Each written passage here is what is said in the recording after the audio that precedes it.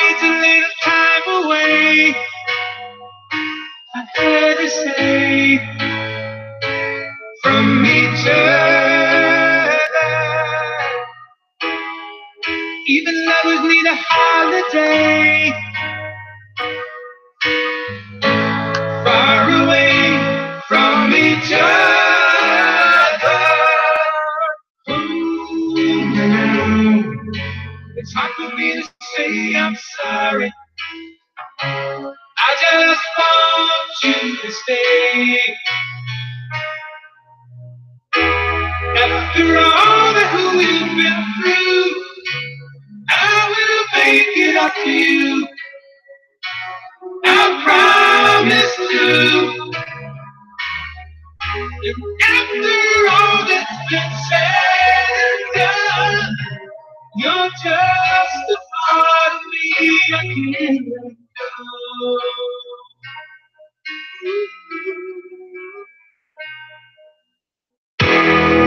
Couldn't stand to be kept away just for the day from your body. Wouldn't wanna be swept away, far away from the one that I love. Oh, now it's hard for me to say I'm sorry. I just want you to know. Oh, and now I really want to tell you I'm sorry. I could never let you go. After all that we've been through, I will make it up to you. I promise to. After all that's been said and done, you're just a part of me. Can't let go.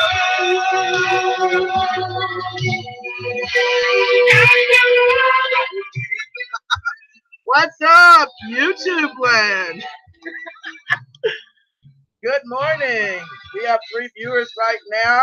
We might have some visitors come up in here. Okay. But today,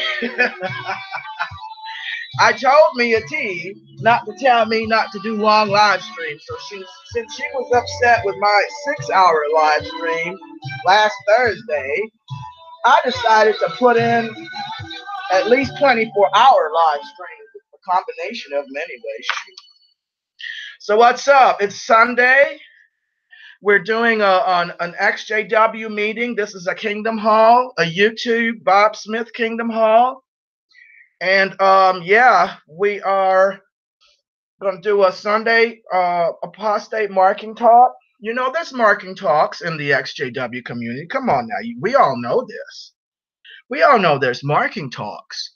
You know, some of these XJW and not so XJW videos that we have here on YouTube are clearly apostate marking talks. Nothing's changed, people. You think you're out of the cult? Hell no. You went from one cult to another one called XJW community. Yes, lots of culty people up in here. All right. Lots of culty people up in this place. And we do have marking talks. We have disfellowshipping. I'll tell you right now, I'll disfellowship somebody in a heartbeat. And I don't give a damn. And some days I'll disfellowship first and ask questions later. And the way I do that, up until now, I haven't had to disfellowship someone that I disfellowship first and ask questions later about, because I trusted my gut. So, yes, I do disfellowship. I'm about to do a marking talk, and I've put someone on reproof. I've put JW Suicides on reproof. JW Suicides, do you know what reproof is? Because JW Suicides, she is a cult adjacent activist. That means she didn't have the experience directly, but she's a supporter and someone who's a friend. So I'm going to tell you right now, JW Suicides, you don't understand the damn XJW community. You have absolutely no clue. And as much time as you spent with XJWs and supporting XJW activism, you still don't have a clue. It's like you've read about swimming, you've talked to swimmers, your best friends are swimmers, you've even written articles on how to swim, but you've never swam. You've never had your ass in the water and swam. You don't know what swimming is. You don't know how to swim. That's just it. You cannot swim until you get your ass in the water and swim. You don't have that experience. We can all read books about the moon. We can all read books about what it's like to be on the moon. But until you go to the moon, you have no idea what the moon is or what it's about. And even when you go to the moon for an hour or a day in a spaceship and come back to Earth, you still don't have a clue about the moon. You've just visited once. So this is a what do I call this? Reproof. What is it when you're like a step away from getting this fellowship? Like, keep on now, keep on. We're gonna give you a chance here. We're not gonna shun you all the way. What's that called? It's not rebuked, is it? Reproof, rebuke, marking. Like you're on thin ice. You're on thin ice. I'm trying to give you the benefit of the doubt. I'm trying to be patient. I gave Mia T over a year. I was very patient with Mia T because she was a grandma, and you saw she used that grandma card. She used it right after she done shit in my face. So I gave her over a year. I was very, very patient, but I just can't do it anymore. I'm tired now with Mia T. I can't do this with Mia T anymore. I still love her, but I'm done. She is disfellowshipped. I've disfellowshipped her, okay? Now, JW Suicides, you coming in here sideways in my live stream like a little crab, parroting things, because these language phrases that you've been recently using, they're not from your own. They sound like from someone else a little bit, like you grabbed a little bit from someone else, and you're kind of parroting their same language sequences. Oh yeah, I'm a bard, baby. I'm very, very sensitive to words and languages and the way that they're put together. I can tell patterns. I can spot individual, unique, idiosyncratic language patterns of people. Most people that you remember, most people remember them by their face or their name. Well, me, it goes further. I also remember you by your language patterns, your idiosyncratic, unique language patterns. And the way that you've been communicating to me on the live streams, quite a bit of that has not been your usual language patterns. Been some sound. It comes from somewhere else. That's fine, but don't bring that. You're not going to bring that stuff in my live stream anymore. Okay, so I've put you on temporary block, and you're on thin ice to be getting this fellowship if you keep it up. Okay, that's just how it is. Now, I don't know when I'll take you off the block, when and if that happens, but I'm still willing to entertain taking you off. What's up? We got a whole live chat over here. We've got Cat Dodd, something found. You may have to dial me in Hangouts. Has been whacked for me. Okay, I'm going to dial you in a minute then. Wake and Shake, 7 p.m. here in UK. How you doing, man? Ghost Man, how are you doing? He says, are you an XJW's pastor? No, I'm not a pastor. I don't get donations. Nobody sends me money. But if you want to send me money, you can. But I don't get money and donations. I don't pass around a collection plate. I don't need to do that shit. I've got my own money. I work. I got my own money, and I don't need you to give me your money. I don't look for you to give me money. I don't do GoFundMe or Patreon or whatever it is. I don't see anything wrong with people who do it, all right? I'm not knocking people who do it. If you do it, none of my business. I don't have a problem with it. But I do see some scammers that will use these things with religion and you know, try to get you to help feed the children in Thailand and in Africa and in Haiti or whatever, you know, to try to get their bills paid. That money is not going to the poor black kids in Ethiopia, okay? That money is going to pay that person's light bill and to get them some liquor, some Southern Comfort.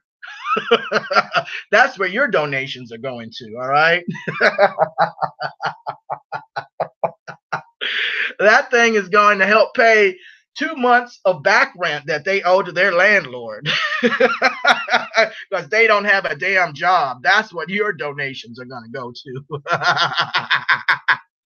What's up, Sour Blaze Hayes? Reproof. That's right. This is a I don't know. Is this a rebuking or reproof?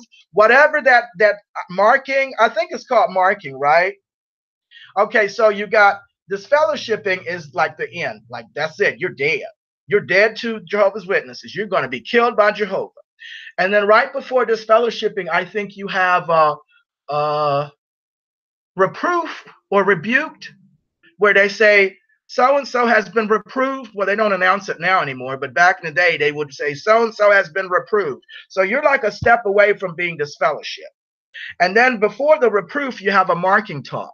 A marking talk is a talk directed at you, letting you know, keep it up, keep up, keep it up. That's what the marking talk is, but you're not told that. People are told about you behind your back, but you're not told to your face. Just when you sit there, the speaker is going to keep looking at you when he's talking and giving that marking talk. And all the congregation is going to know who he's looking at every time he's doing the talk.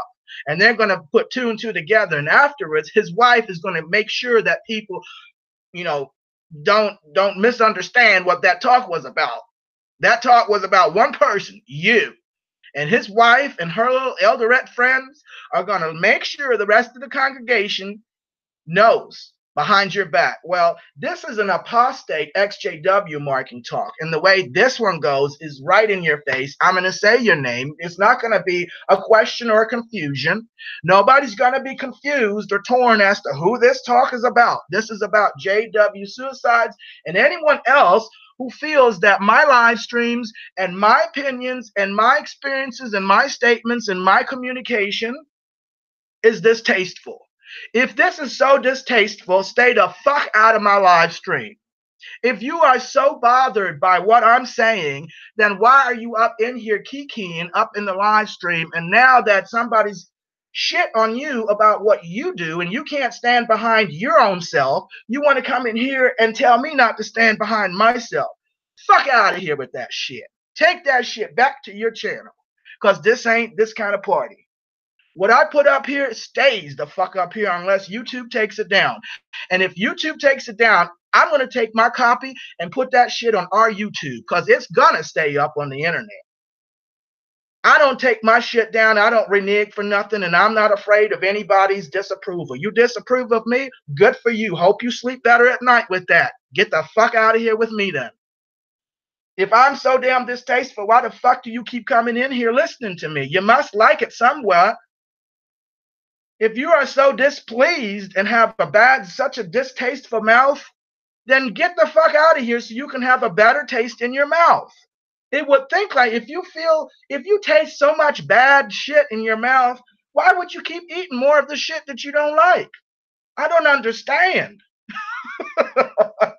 So I have put JW suicides on block,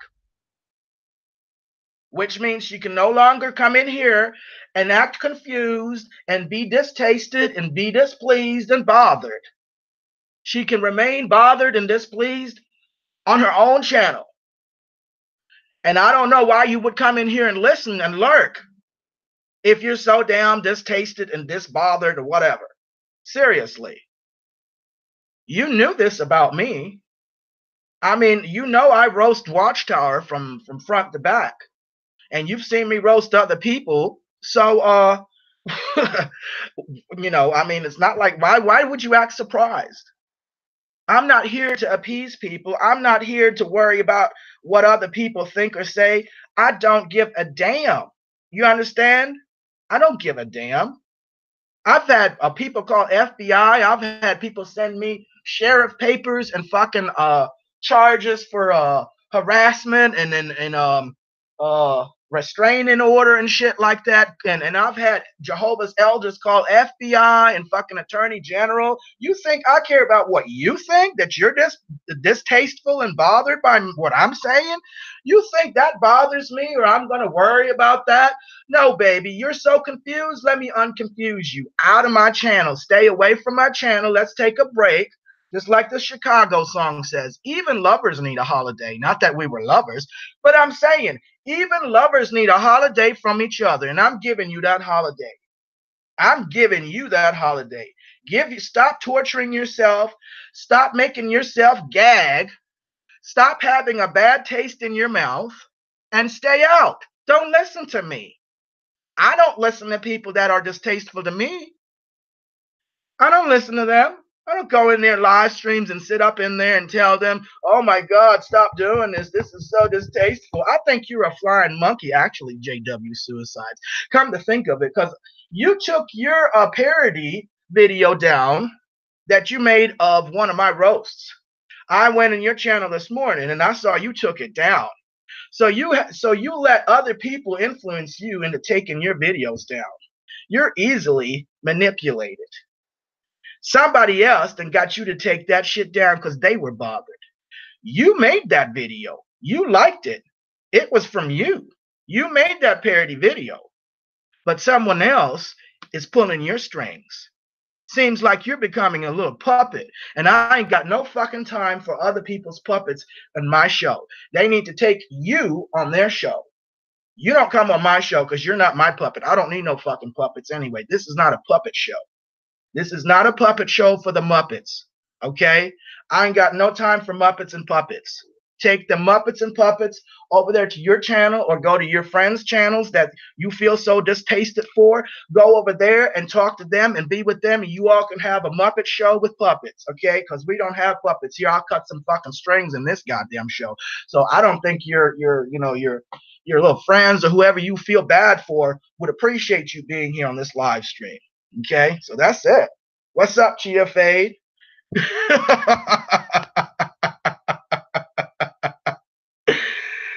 That's right. Wake and Shake says it's truthful and straight to the point, Bob. You have good evidence on your last live stream for which we are all grateful about the counselors. Yeah, that's another thing. Don't tell people that VAA website, it's great. I love it. There's a lot of good stuff on it, but that needs to be changed. Those are not counselors on that website. Those are life coaches. Big difference. Number one, none of those life coaches have any history. The oldest that one lady's website goes back to is December 2017, last December, not even a good year. And, I'm sure they're wonderful ladies. I'm sure their heart is in the right place. But for me, in my XJW experience, being a survivor of childhood sexual abuse and violent abuse and cult abuse, I would not trust this kind of person. Number one, it's a life coach. This person has not had any kind of real mental health professional education.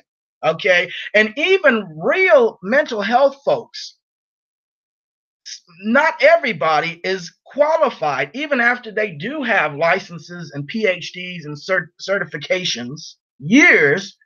Not everyone is qualified to deal with cult survivors and childhood sexual abuse survivors. These are extreme situations that not even every psychiatrist or psychologist or a licensed therapist can handle or will want to handle. I have had counselors tell me, this is not my forte. I can recommend someone to you, but I don't feel comfortable trying to help you because I don't think, I'm thinking it's out of my reach. It's out of my league.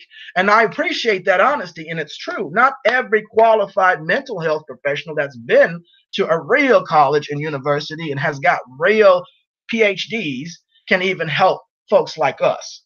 So I sure as shit am not going to trust a life coach that just popped up a website last month and got their certification a couple of months ago from a weekend workshop. Are you fucking kidding me? They're still in the same boat as me. I got certification for hypnotherapists too over the phone from HMI, Hypnosis Institute out here in Tarzana. That don't mean shit. I'm not going to sit here and try to fix you or try to help you in a professional counseling way. I'm not trying to get sued, but I will tell you this: vast apostate army, this Trisha's done set herself up, because I'll tell you, the first time somebody decides they want to sue one of those life coaches, they're going to come after vast apostate army too, and they're going to have Trisha's going to have to deal with that. And I'll tell you, here in California, this is sue me country, sue you country. Every damn body is a lawyer. Even the street bum sitting across the street smoking on his cigar, he is a lawyer. He's got a law degree. I talk to people all the time working at Outback. They've got law degrees. They work out of their home part-time, being an attorney, trying to build up their practice. And I've seen it. People sue counselors all the damn time. And I've seen these little advocacy groups and help groups too with counselors, and something goes wrong. It might not even be the counselor's fault, but something goes wrong, and they're not just coming for the counselor. They're coming for whoever recommended that counselor, whatever website they got it from. So this Trisha, she keeps looking away and keeps looking away, but hey, go ahead. But I'm telling you, there's a lot of liability she set herself up, and all these other folks that are in there that don't have a clue. Lot of liability. And these are not counselors. You need to change that to life coach, because that's misleading. I'm looking at it thinking this is counselor. And an XJW who doesn't know the difference? What's up, Evie Brooklyn? How you doing? Chia Fate now says Kermit and Piggy. Tiger T, what's up? Tiger T is a fan for real. Tiger T made a playlist out of me. I went to Tiger T's channel and I saw a Bob Smith playlist. And Tiger T had Zeb Henry videos up in there. I said, I'm going to subscribe to Tiger T. I love that. I love that. I was laughing at that. I was like, damn, Tiger T is a hardcore #1 fan. We have 13 viewers watching right now. We're doing a marketing talk. It's not just JW Suicides, anybody. If you want to come in here and tell me you don't like what I'm doing, you got one time. I'm going to let you have it one time. But if you keep coming in here over and over on every damn live stream to repeat yourself, then I'm going to have to give you a break. I'm going to have to put you on, I'm going to have to give a marketing talk. And then the next step, if you're not going to be able to come in here and post and do all that. But if I see something else shady or some sideways or something, that just lets me know, okay, my patience is done, because I'm done now. After Mia T, I done gave her a whole year. I'm not going to give anybody else a whole damn year. Okay, I might give you 6 months, and I think that's still very generous, because a lot of people in this community don't even give you a fucking minute. So I've been very patient with people, but my patience runs out too. I've been very patient. So let's see. Something found says, laughing my ass off, Chia and Evie. Oh my God, it's on like Donkey Kong. That's right. So I have blocked JW Suicide. She is she seems like a great activist person, but I've blocked her. #1, she has no clue. She has no clue about the Jehovah's Witness struggle. And there are varying degrees of Jehovah's Witnesses, ex-Jehovah's Witnesses. There are people who went to the hall for a week with their mom as a kid. And, technically, I guess you could still say they're part of the XJW community, even though they never were baptized. And then you have people that claim that were never baptized, but they were raised in it as a kid all their life. Okay. That's still not the same as someone who was raised in it, had to get baptized, and had to do all the other stuff, because for some reason you avoided getting baptized. They hounded my ass. They hounded my ass for 2 years straight since I was 14. And I finally fucking did it at 16 because I was tired. I was tired of the elders coming at me every damn meeting, after every meeting. When you're thinking about getting baptized, you need to go and get baptized. So I finally fucking did it to get those bastards out of my hair. But I already had made up my mind at 14. And when I got dunked, I had a vision of myself leaving that community. As soon as I went under the water, I saw that vision. I saw myself in my car driving away, shooting a bird. Yeah. True story. So, there's different degrees. And if you didn't get baptized, if you managed to avoid getting baptized, then you did not have the full-on JW struggle. You understand? The full-on JW struggle is when you are a kid, not necessarily born in, because I was 8 years old when I was in, but I was still a kid. Kids don't have a choice. I didn't have a choice. If you were an adult and you joined, yes, you have had some of that struggle, but you made a choice. You were able to make a choice. I never had the fucking choice. And if you've never even been a witness, you have no goddamn idea of what we go through. Okay, yes, you out here supporting. We appreciate that. But don't come in here and tell any ex-Jehovah's Witness how to run. I don't even take that shit from other ex-JWs who did have the full struggle to come in here and tell me how to run my live stream. So I damn sure I'm not going to take it from somebody who's cult adjacent, who does not have a damn clue. You have no damn clue. Absolutely none. How are you going to tell any of us how to run our live stream, how to do our activism, how to talk about people? If you are so insulted, you feel so bad for your little friend Ricky or whoever the fuck you're trying to parrot, then get over there with them. Go to their live streams. What about your priorities? Don't you have priorities? Are you making me your priority? I mean, you don't have nothing else going on where you want me to be your priority? Go and do your own priorities. You have better things to do than to come in here and let me talk and then you feeling distasted or distasteful. Don't you have some things to do? Why would you waste your time over here with me all the time? Sour Blaze Hayes says, same, just get off my ass. Yup. Something Found says, that's what happened to me too, Bob. I dunked to shut my mom up. Yup. So Something Found did a video, and it was called Cult Adjacent. Something Found, you want me to play it first before you come on? We can play Something Found's video if you want, so we can see it. And Something Found says, Cult Adjacent. Bob, I copyrighted that this morning. You will get a bill. So yeah, that was her term, cult adjacent. Cult adjacent. And that's not to say JW Suicides doesn't have her own struggle. I'm sure you've had a struggle too, but you didn't have this struggle. You didn't have this struggle. This fucking cult has murder policies that hide serial murderers. This is what you're dealing with, okay? This is the kind of shit you're dealing with.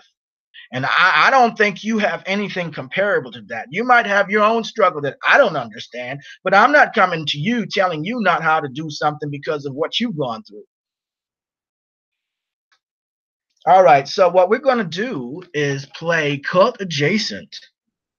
Evie Brooklyn says, all in the Kool-Aid and don't know the flavor. That's right. She is all up in this Kool-Aid and has got no clue about the flavor. And let me tell you something. There's a lot of people that not only have the regular JW, as a kid grow up in the cult experience, but they even have it much more extreme. My personal situation, even the elders called the people that were supposed to be my parents to meetings to tell them to treat me better. Even as fucked up as the Jehovah's Witnesses are, even they saw that this was an unusually extreme situation for me. And they would have meetings with them, just slap them on the wrist. They didn't disfellowship them because of what they did or nothing. But they even felt bad and had meetings with them. It didn't help, but, even they recognized. Even they. So you really come into somebody like double fucking cult shit and abuse, and that is not going to work over here. I will call your ass out, and if you're hurt, if you're upset by this, well, you open that door. You should have kept that to yourself. I gave you one live stream to let you say what you have to say. But you kept coming back to live stream 2 and 3, and your little puppet master kept having you as his flying monkey. So then, all right, you want to go in there? All right, see, but they're not going to co-sign for your ass now. Now that you got this mark and talk, nobody's out here coming for your fucking savior, whatever, co-sign. You co-signed for them. You went out on the limb for them, but they're not going for you. So now you got that experience. I told you, I tried to told you, but you wouldn't fucking listen. So go on now. There you go. All right, so we're gonna go do this.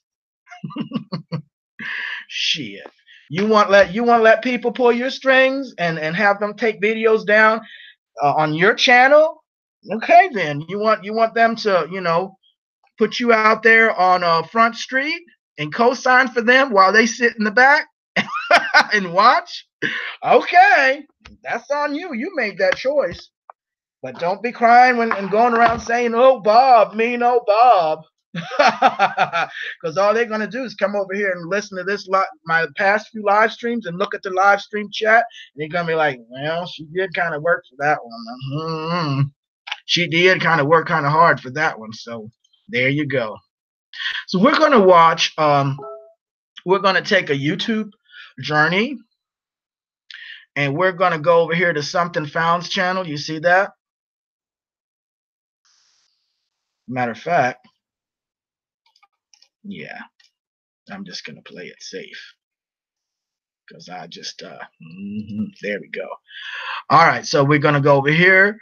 Subscribe to her if you want. And cult adjacent does not equal cult survivor. Here we go. All up in the Kool-Aid and does not know the flavor. For real, Evie Brooklyn.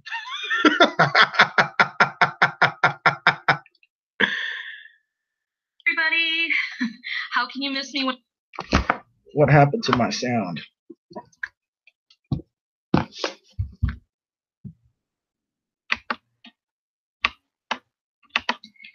Hey everybody, how can you miss me when I won't go away, right? I just wanted to quickly, hopefully quickly, share my opinion, which is my opinion and not necessarily the opinion of everybody you meet out there, about people who come around who I like to say are cult adjacent, but really have never been in a cult situation. We do run into those people. We run into people who, are sympathizers and who say, hey, I feel your pain, la, la, la, la, la, I'm here to help. That's all fine and good. And I appreciate those types of people. I really do. But there's lines that are crossed when they tell other people how to behave.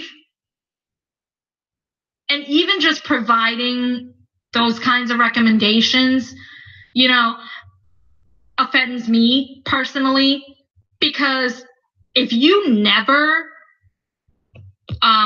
were in this thing, and I really mean, and I'm going to make a distinction here too, if you were a child born in or a child at all growing up in this, there's a big difference than if you were an adult and made a conscious choice to join this thing as an adult. Okay? If you were a child who ended up in adulthood and then finally left, I'm happy for you because you didn't know any other way and you got out. That's wonderful too. But those are all different scenarios. If you're adjacent to it or you just knew someone and you're, and whatever, or you have family in it, but you're not in it, blah, blah, never been in it, then you really don't know the mind fuck that it is. You just don't. No matter what good intentions you have, you can't especially tell people like us, what we should do, because we've been told what to do our whole lives. And it's very triggering to us to hear anybody tell us the what for and how, our thinking is all this. Yeah, we know our thinking is flawed. No shit. But everybody's getting through it in their own way, good, bad, indifferent. you know, I didn't have a personality until I exited the cult, and it took me years to find my personality and find out who I was, and I still suffer from flashbacks. I don't give a fuck how long you've been out of this thing. You will be triggered by shit. Hell, I'm triggered today. That's why I'm doing a video about it. So I just wanted to get that out there and just say, for all the people who've ever listened to me, thank you. And I love y'all. Even if you don't love me, I don't care. I feel for a lot of people out there. But I can't subscribe to people who come in here and try to tell other people how the fuck to act. Nope. You're not. No, I'm sorry. If you never have really been subjected to it, you can't really understand. And especially as a child growing up in it, or at all being forced to do it. So you had decisions, you know, even as a kid. I bet dollars to donuts you were able to make decisions about what to wear, what to eat, what, you know, who to play with, friends. You know, so none of us, especially the really strict religious JWs like my mom was, I had no choice. No choice. None. Absolutely none. My whole life was dictated by this bullshit for all those years. So now you can't understand that. You can't understand the mental prison that we unlocked ourselves out of. Some of us had to gnaw our goddamn leg off to get out. Hell yeah. Okay? Hell yeah. So anyway, that's my Sermon on the Mount today. I love y'all. Be good to each other. Talk to you later. So there you have it. What do you think about this, everyone? What do you think about this? Does that ring true to you personally? Because it sure as hell does with me. It sure as shit does with me. Evie Brooklyn in the main chat says, preach. And Sour Blaze Hayes has a frown face. She has a lot of frowning faces. And then she has hands clapping too. Chia Fate Now says, let him know something found. 411 Big Boss says, ooh, she was telling the truth. Sour Blaze Hayes says, agree 100%. Nigel Rowley says, go, something found. Bex O'Neill, hey baby, she says, true story. Wake and Shakes is absolutely bloody fucking true. Bex O'Neill, she's had a malignant narcissistic incubator for someone who gave birth to her too. And something found too. And, you know, there's so many of us that had malignant, I'm talking about malignant narcissistic mothers and fathers and family members in this shit. So JW Suicides, you got no earthly clue. Don't tell your ex-JWs what to do on with what their channels. If you feel insulted, if you feel bad or confused or unpleased or uncomfortable, just stay out. Don't go in there telling us what to do. You're going to get this shit. You're going to get this right here. And anybody else, don't come in here and tell me how to run my live stream. I will kick your ass right out. I don't need you to come in here. I don't need your approval. I don't need you to feel good about me. I'm not here for you. Now, if you so happen to like it and you want to come in here and hang out, fine. But I'm not here for your approval. I'm not here for anyone's approval. I couldn't give two shits if you approved about me because you don't pay my bills. You've never helped me when it really counts. I'm talking about if I'm homeless and I need a place to stay kind of help, not, okay, let me share your video kind of help. That's cool too. I love it too. I appreciate it too. But, you know, I'm talking about real time shit. I don't know you and you don't know me. I've never paid any of your bills. So I don't know why you're making me that damn important, because you didn't know me before and your life was going on swell, and your life is going to continue to go on swell after me. You were fine before me and you were fine. You're going to be fine after me. You don't need me in your life. I will remove myself out of your life if need be, and there will be nothing you can do about it. Just ask Man Bun.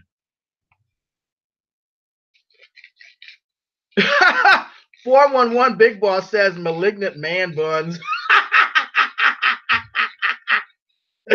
Oh shit, but it's true. Cat Dodd says yes, very true. Evie Brooklyn says that was my life from 5 to age 11. My formative years, I saw no future. Live with that shit. Yeah.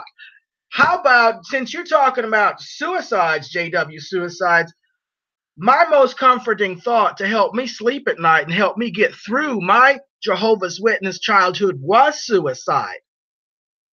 That was the only comfort I had, knowing that I could kill myself. And many, many, many years, this was years, I didn't have a mother to hug me through life's experiences growing up, you know, as a school kid and then teenagehood and all of this shit. And then being abused and her feeding off of it and instigating it. I didn't have no kind of comfort anywhere. I couldn't turn to anybody in the Kingdom Hall or quote unquote in the church. I couldn't turn to any parents. I didn't have anybody but myself. And somehow I survived it. So I might not be perfect. I know I'm not the most finessed person. Okay? And I know I make many mistakes, but by God, I raised myself and I managed to survive the shit I was in as a kid. So I must know something, a little something. How are you going to come in here and tell me how to run my damn live stream? Oh, I'm so distasted. This is so distasteful. Well, then stop tasting it. Shit, why do you keep eating it and shove it down your throat? I don't go to no Kingdom Hall. I think Kingdom Hall is distasteful. I don't keep going in there and telling them what you're doing is distasteful, and then you sit there the whole damn 2 hours and listen to their drivel. And then you come back every week to keep telling them that. Shit. 411 Big Boss says, came here to kick some names and talk some ass. Gia Fade now says Jehovah was Beyonce. Yeah, Jay-Z says he's the Jehovah of the rap industry now, right? He calls himself Jehovah or Hova. Get out of here, Jay-Z. Jay-Z is another buffoon that went ape shit for real. And then this Beyonce, I swear that sounds like Migos. This last song of hers, I swear that sounds just like a Migos thing. And I'm like, why the hell is Beyonce is, I've never really liked her anyway. She's got, her voice gets on my nerves. But I'll tell you what, she's eye candy. I like her songs on mute. I like to watch her music videos on mute. I think they're a lot better when they're on mute. And I can just kind of look at her, shake her bum a little bit, you know.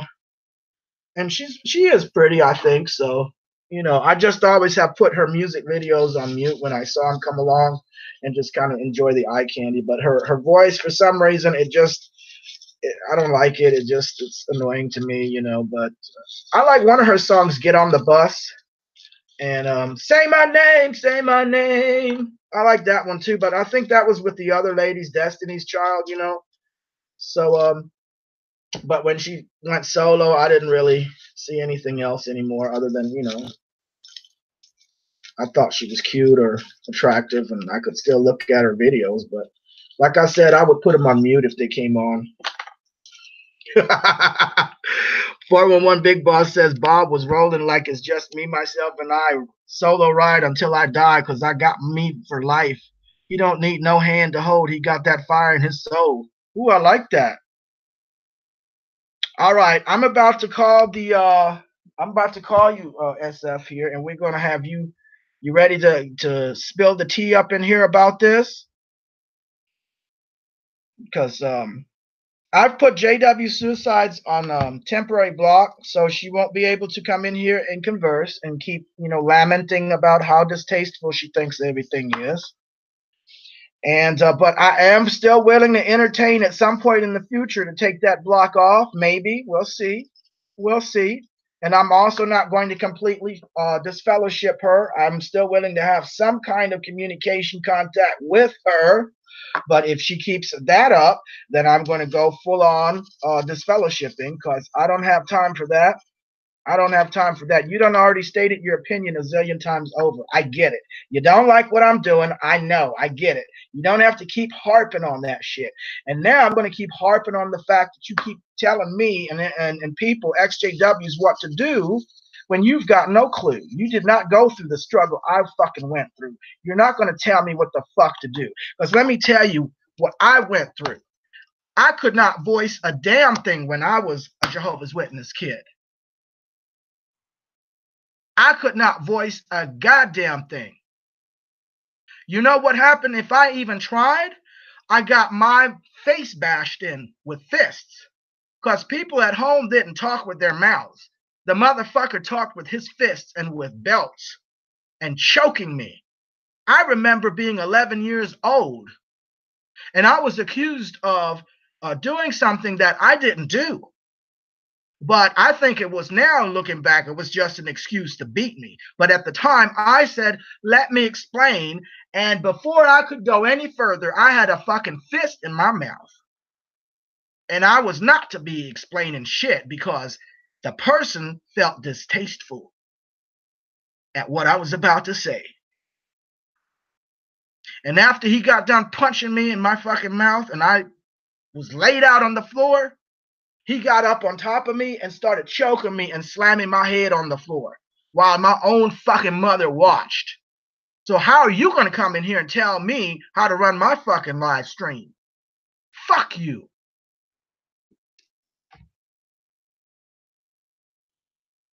I had years of this shit where I couldn't express myself. Years. I'm going to express myself now, and there's nothing you can do about it.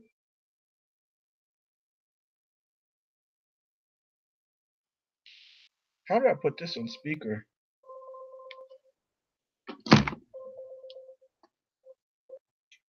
Hello? Hey, can you hear me? Yes. Okay. I can. Can everybody hear me? Can you all hear something found?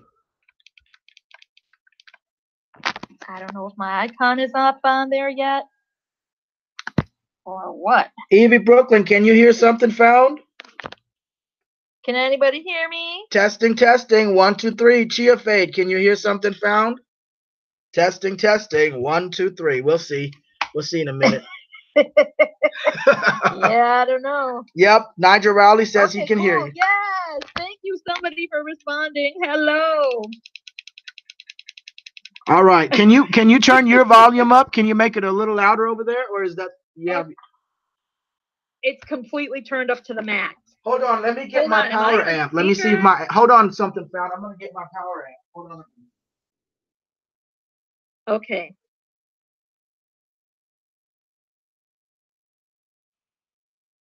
Okay. Because I want to make sure you will be heard very clearly. Okay, thank you. Yeah, hold on just a minute here. Let me plug this guy. Because I know Jehovah hates me and Hangouts. Yeah. Yeah, he does. Yeah, Jehovah does not want you to be on the Hangouts. All right, let me see.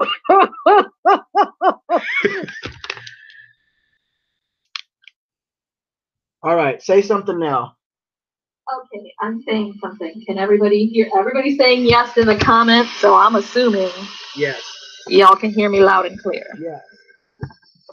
Yes, they can hear you loud and clear. All right, so I did. I make Jehovah sad. Thank you, Evie. I did this video this morning because of the things that happened over the past week and seeing just this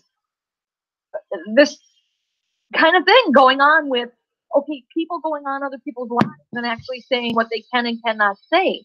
You know what? I mean, even when other people did lives, did crying things, you know, you're entitled to your opinion about, hey, I don't think this is cool. That's fine. But when you go back into it and be like, you should really consider taking this down or going, then you're crossing the line because, again, especially for a group that has had its individuality stripped away, especially if you never had it as a child in those formative years, you know, that's going to trigger escape this thing and is still trying to carry it. You know, that was my biggest thing on this, is that cult adjacent people.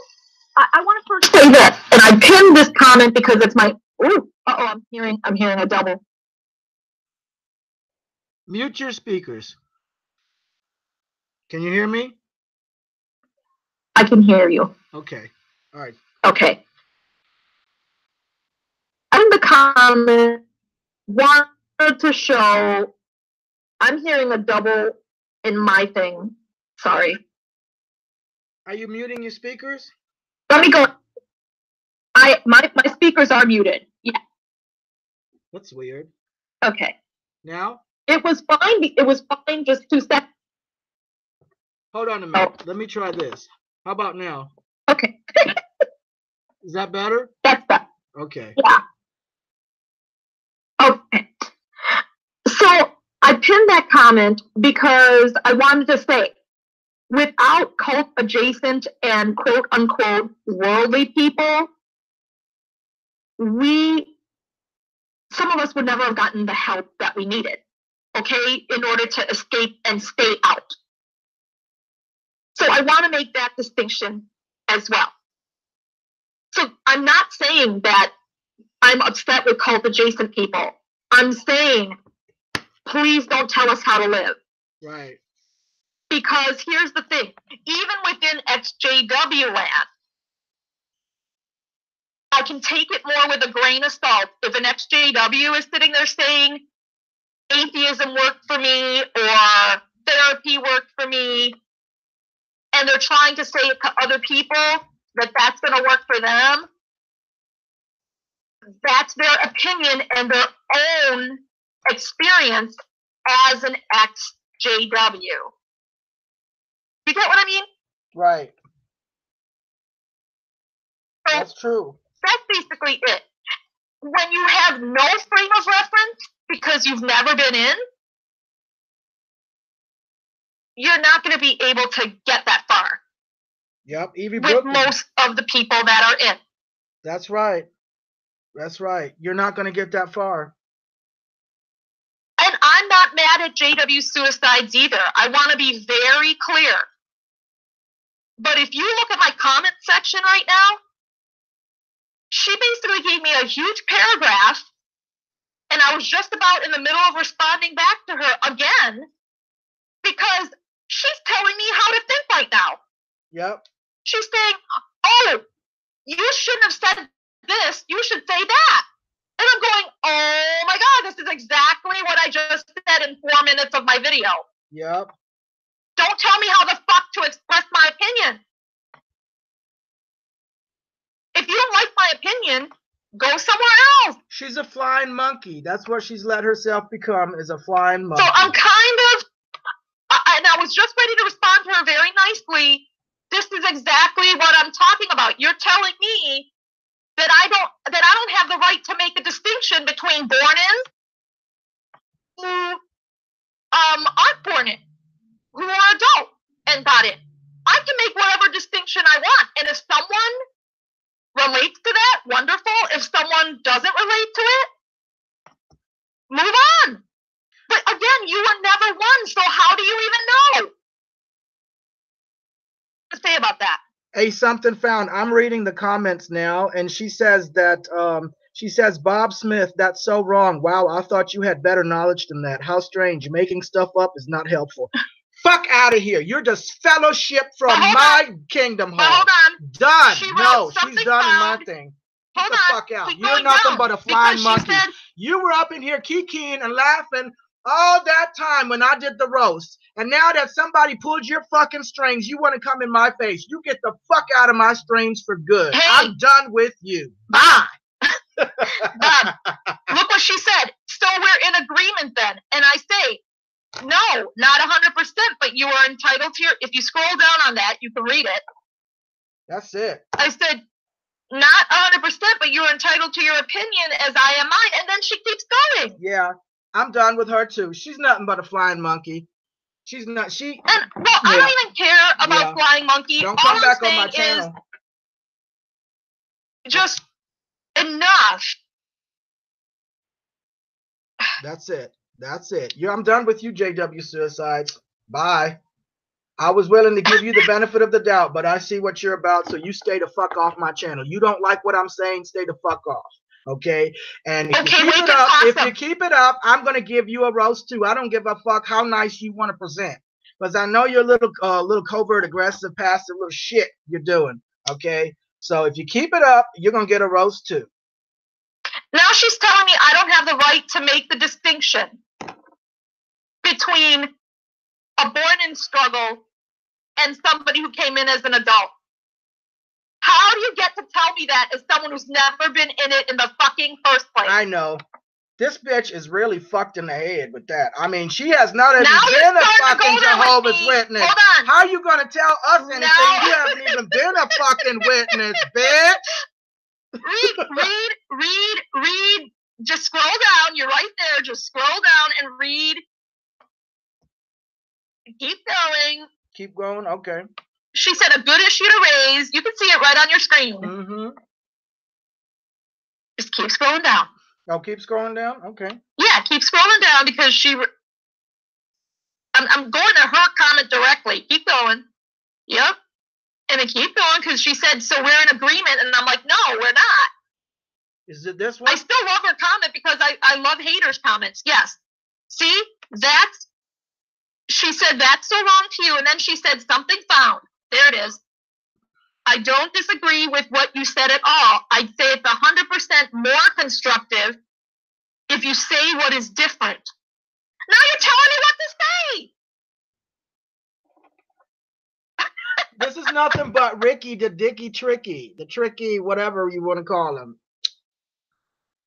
If you don't think I don't know, then you don't know my story and my medical history and family record. It's even part of my records of gnawing limbs off in order to stay alive.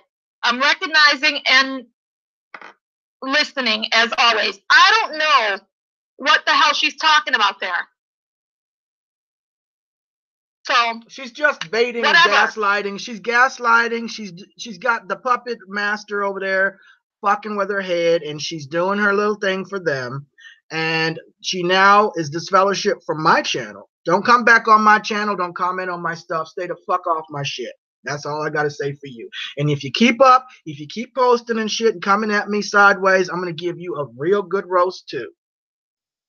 And here, Weekend Possum said, being born in is like the Truman Show. You found out your whole reality is a lie. Yes. It blows your mind and trust. That movie triggered me back then. Right. Look. But anyway. Look, I'm not, like I said, without worldly people, and I'm going to say the word worldly, I hate using that word, but without those people, we would have never been able to distinguish and say, hey, these people are okay.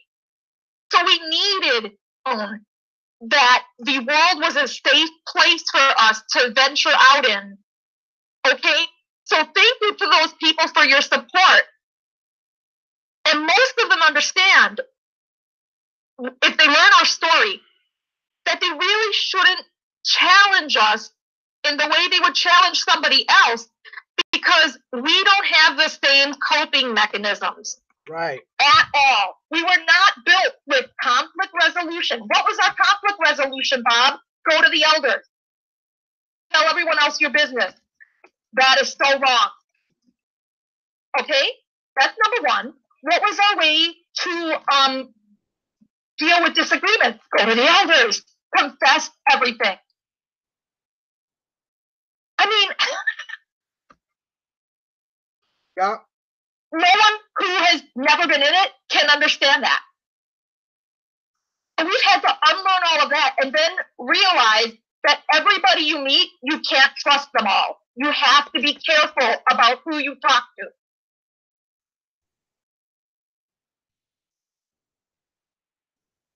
Exactly, Evie. Can you just accept that we are all different? You got it.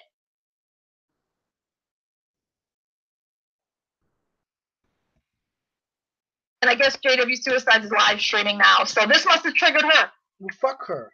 Fuck her Good and luck. her live stream. I know. I unsubscribed from her a million years ago because I just wasn't a fan. So I don't know if I did or not. I'm gonna check now. I'm gonna unsubscribe if I didn't. Oh, I already did. So that's it. That's thank you, Waking Possum. That's it. Hey everybody. Oops. Sorry about that. Yep. No problem. Yep. So yeah. But that's all I really want to get out is, can we just know that there are some differences here and just understand that people are going to be triggered. And if someone wants to do a 7-hour live stream about whatever the hell they want, it is a free country. And that goes for the other side too, Bob.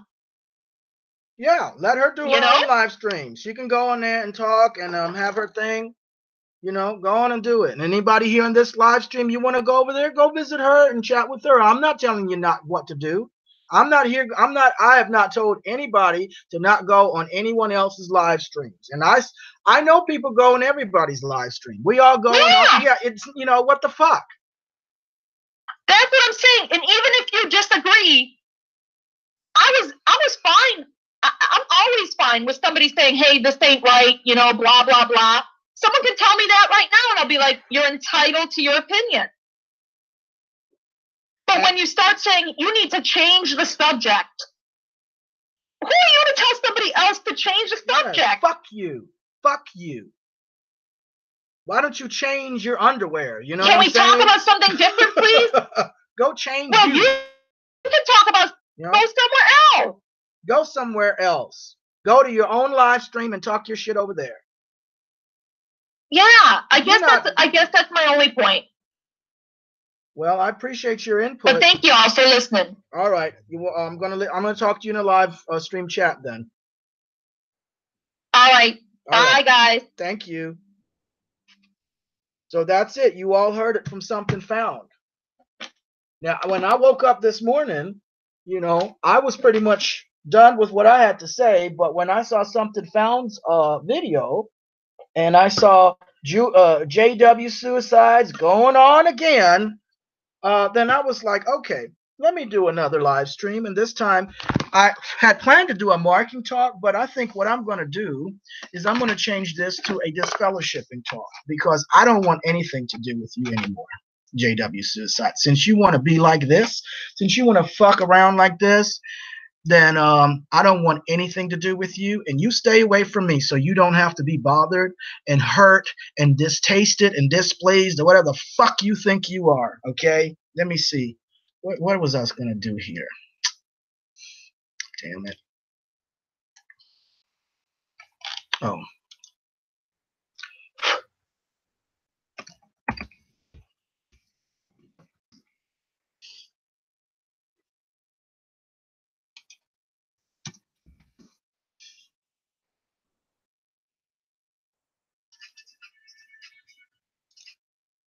Where is the moon at? I'm going to have this up for a while we chat, but I want to see the moon. I want to see a live feed of the moon from NASA. NASA Live. Let's see what now. Oh, here we go. This should be it, right? Maybe we can do this one here. There we go. So, yeah. I really appreciate Something Found letting me know about this, because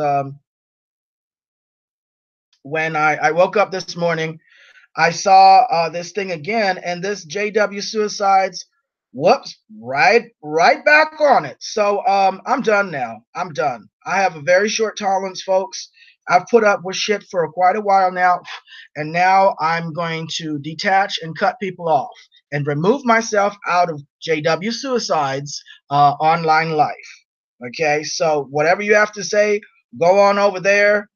Stay on your lane. Don't come back over here with me, because I don't give a shit. And if you keep up, you're gonna get roasted.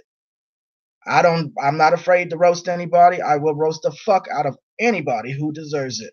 So, you know, and I don't care if you think it's distasteful or displeasing or whatever, you think it's in bad taste. I don't give a fuck what you think.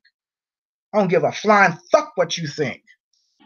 And I'll tell you something else. You're kind of fucking weak to let people manipulate you and pull your strings into taking your own videos down. What does that say about you? So no, I don't want to deal with nobody who's wishy-washy, who don't stand in their own square, who don't have their own shit together, and they easily influenced and shit. And you know, what is she going to be influenced to next? I don't know. I can't trust nobody like that. I don't trust people like that let themselves be puppets and flying monkeys. Fuck that shit. Wake and Possum in the live chat says, took me decades to realize worldly people were trying to reach me because all my life I was taught they were evil. Bex O'Neill says, sorry, just had to take a phone call. That's all right. No apologies. Chia Fade says, no excuses, Bex. You owe us a drink. Chia Fade says, roast chicken.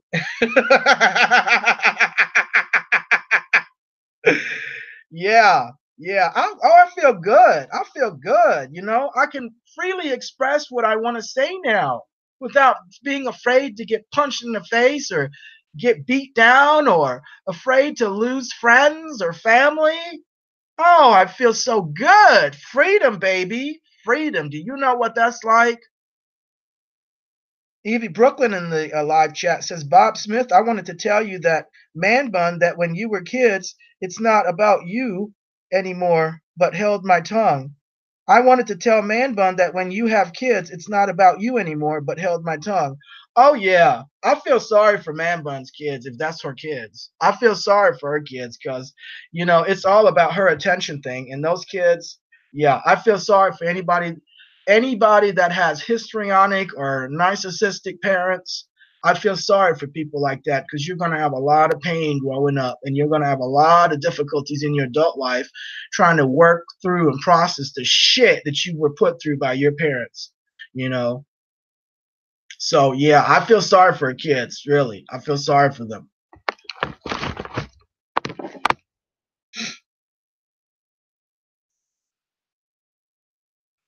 And Evie Brooklyn, I think I've seen you in some other chats before a couple of times. You know, when I was looking at that titty video, I think you were in there, the titty kitty video, whatever. And you know, you've never told me not to insult or not to go somewhere, not to do something, or not to hurt your friends or whatever. And I don't think you've ever told anybody else to do that either. You know, whatever your own opinion or perception of it is, you haven't enmeshed in other people's stuff. And I appreciate that about you because I know you don't always agree with people. You might not always agree with me. I understand that, but I do respect that you don't come in here and try to push your thing or, you know, try to tell me how to run my thing, you know. And I wouldn't dare tell you because I know I'm going to get my ass whooped. Evie Brooklyn's gonna go Brooklyn on my ass. Shoot. Something found sorry for my high pitch. I was still heated because she's telling me what to say on my own video. I mean, she did not listen to it. Oh yeah, she's a fucking shill. You know this now. It's official. I mean, last night, you know, I was like, I don't know, is this a flying monkey? Because she sure smells like monkey. She sure smells like flying monkey. You know, they all got this smell about them. Not a physical smell, but it's an astral smell. You know, they got that flying monkey smell. You know what I'm talking about. You've been around these narcissists long enough, you know. If you've had narcissist family member, you know about these flying monkey smells. And she reeked of flying monkey. And then today, I'm glad you made that video because that made it very quick for me because I was like, I still want to give her the benefit of the doubt. I still like her and all, but you know. And then I was like, should I really, you know, just block her, you know? Because I said to myself, now if I don't block her, she's going to keep coming in here and she's going to make me roast her because she's not going to stop. And so when I saw that on your video, then I was like, okay, easy decision. I don't got to worry about her anymore at all either. Bye. So I'm going to change this out from marking to disfellowshipping. And you can tell people I shunned you and disfellowshipped you and all this shit if you want. You can tell them all of that shit all day, every day if you want. But I am going to change the title of this video.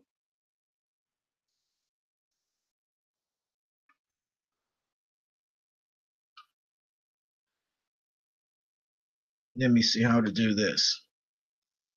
I'm going to change the title of this video to Disfellowshipping Talk.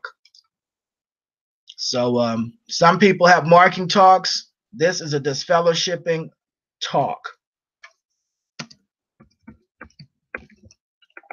You have been disfellowshipped. You have been disfellowshipped, period. Goodbye.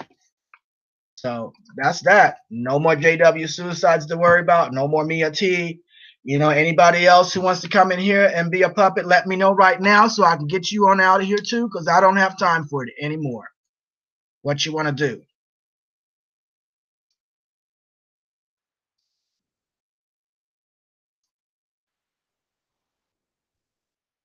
Bex O'Neill in the chat says, yep, going around catching YouTube STD, getting into bed with every YouTube channel. Ew. Something found, LOL, YouTube STD. And you know what? Let me tell you all something. Somebody told me, because I don't go into other people's live stream. I mean, videos and live streams. Sometimes I'll go in there and try to just get the gist, to click through it right quick here and there. And maybe I try to get the gist from some videos in about under 2 minutes, because I don't want to spend a lot of time on it, because a lot of this stuff is just that's how it comes to me. That's how my ears translate it.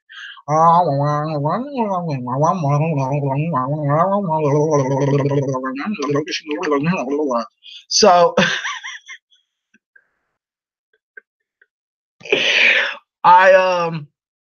sometimes I just click through real quick and try to get the gist and move on. I don't have a lot of time. I got to do it the 80-20 way, Pareto's law. So I got to be maximum efficiency on it. But I was told by someone that JW Suicides, while she was kikiing in the roast live streams back some months ago over here on my channel, she was going to other people's channel acting like she was their buddy and their friend too. And I said, well, that's just how it is. I don't have a problem with her going over there, whoever, as long as she don't bring that shit in here. But now she's brought that shit in here. This is the thing. I don't have a problem if you go see Manny Bun, if you go see Bully Boo or Honey Boo or Shitty Boo or whatever, as long as you don't bring that shit back over here to me. Don't bring me any funk. Take a bath before you come over here. Get a flea dip before you come over here. Seriously. Don't bring your narcissistic fleas into this live stream, because I'm going to get this can of Raid and I'm going to spray your ass. All right? So don't bring me no fleas into my channel. Deflea yourself. Get a flea dip before you come in here. You see these NASA live feeds? These astronauts have to take showers and baths before they come back into Earth, come back home. They have to take a bath and a shower and hose off after they come from space. They have to decompress before they come back home to their family. All right? And anybody else that goes to work every day, especially if you go into a place that has a lot of funk and a lot of narcissism and malignancy and histrionics and bullshit. Okay, when you go into a place like that, like a chicken farm, you work at a chicken farm, you're going to have chicken shit all over you every day, all day. You're going to have it in your hair, in your clothes. You're going to be drenched in chicken shit. And you wouldn't dare go home without cleaning yourself up first. You wouldn't dare go in your car. You wouldn't dare step in your car, would you? With all that chicken shit on you? No, bitch. You're going to take your clothes. You're going to shower at the showers. You're going to have a fresh pair of clothes that you brought so that you wouldn't be riding around in chicken shit till you get home and come in the door. Your wife is like, why are you bringing this chicken shit on the carpet? Your shoes all shitty with chicken shit. You walking all in the carpet talking about, let me take a bath right quick. I didn't get a chance to take a bath. Chicken shit droplets all on the carpet. Your kids are like smelling nasty chicken shit. They're crying because their eyes are burning and shit because you didn't take a shower to get rid of that chicken shit before you came in the door. And your wife is like, no, bitch, I'm divorcing you. Get out. We don't want this chicken shit in our home. And this is the way I'm having my channel home. I don't want this narcissistic fleas and chicken shit in my channel. Don't bring me no shit. I don't care who you hang out with. I don't care who's your friends. I'm not going to tell you who to go to, you know, not like other people. They tell you don't go to this person's channel. Don't subscribe to him. You know, that Smurf Chandler girl, she's telling people not to subscribe to Gilbert's channel, and she's telling people not to subscribe to my channel and this channel and that channel. I don't do that shit. I don't give a damn who you talk to. Just don't bring that shit to me. Don't bring me no funk. Don't bring me no shit. I don't want any fun. You need a flea dip.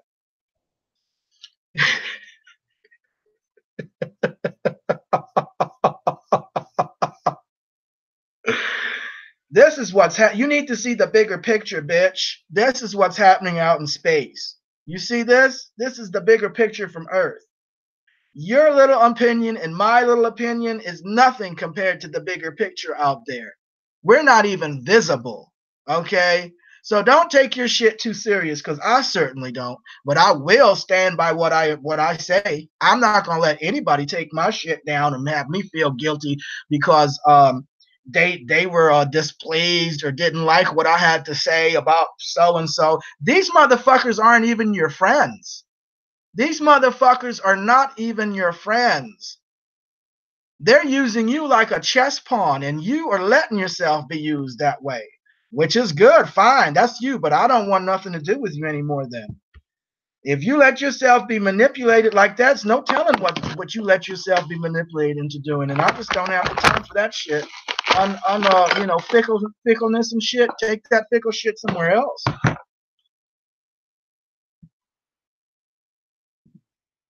Wake and Shake says full of ammonia, the damn chicken shit. Hell yeah, it's full of ammonia. And that once that chicken shit smell gets in your nose, you will never be able to get rid of it. Every time you think of chicken, you're going to smell that chicken shit. Anybody who's worked in a chicken farm or who had to deal with chicken farm, you know this for a fact.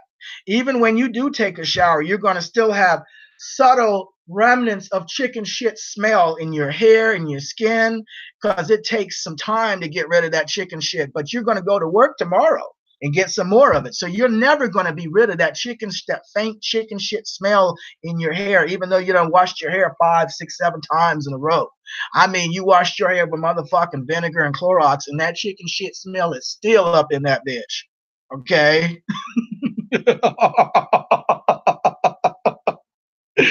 Patrick Owen says, Bex, you got a product idea there, brain douche. Damn.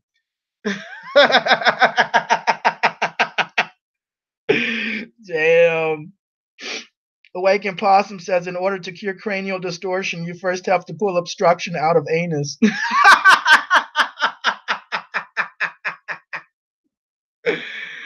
Damn. Damn.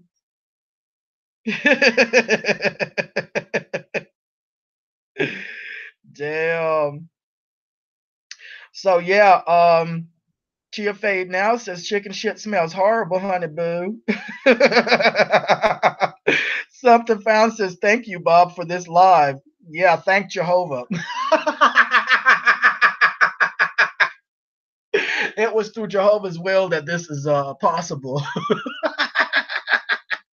By the way, do you see Jehovah out there anywhere in space? Let me know.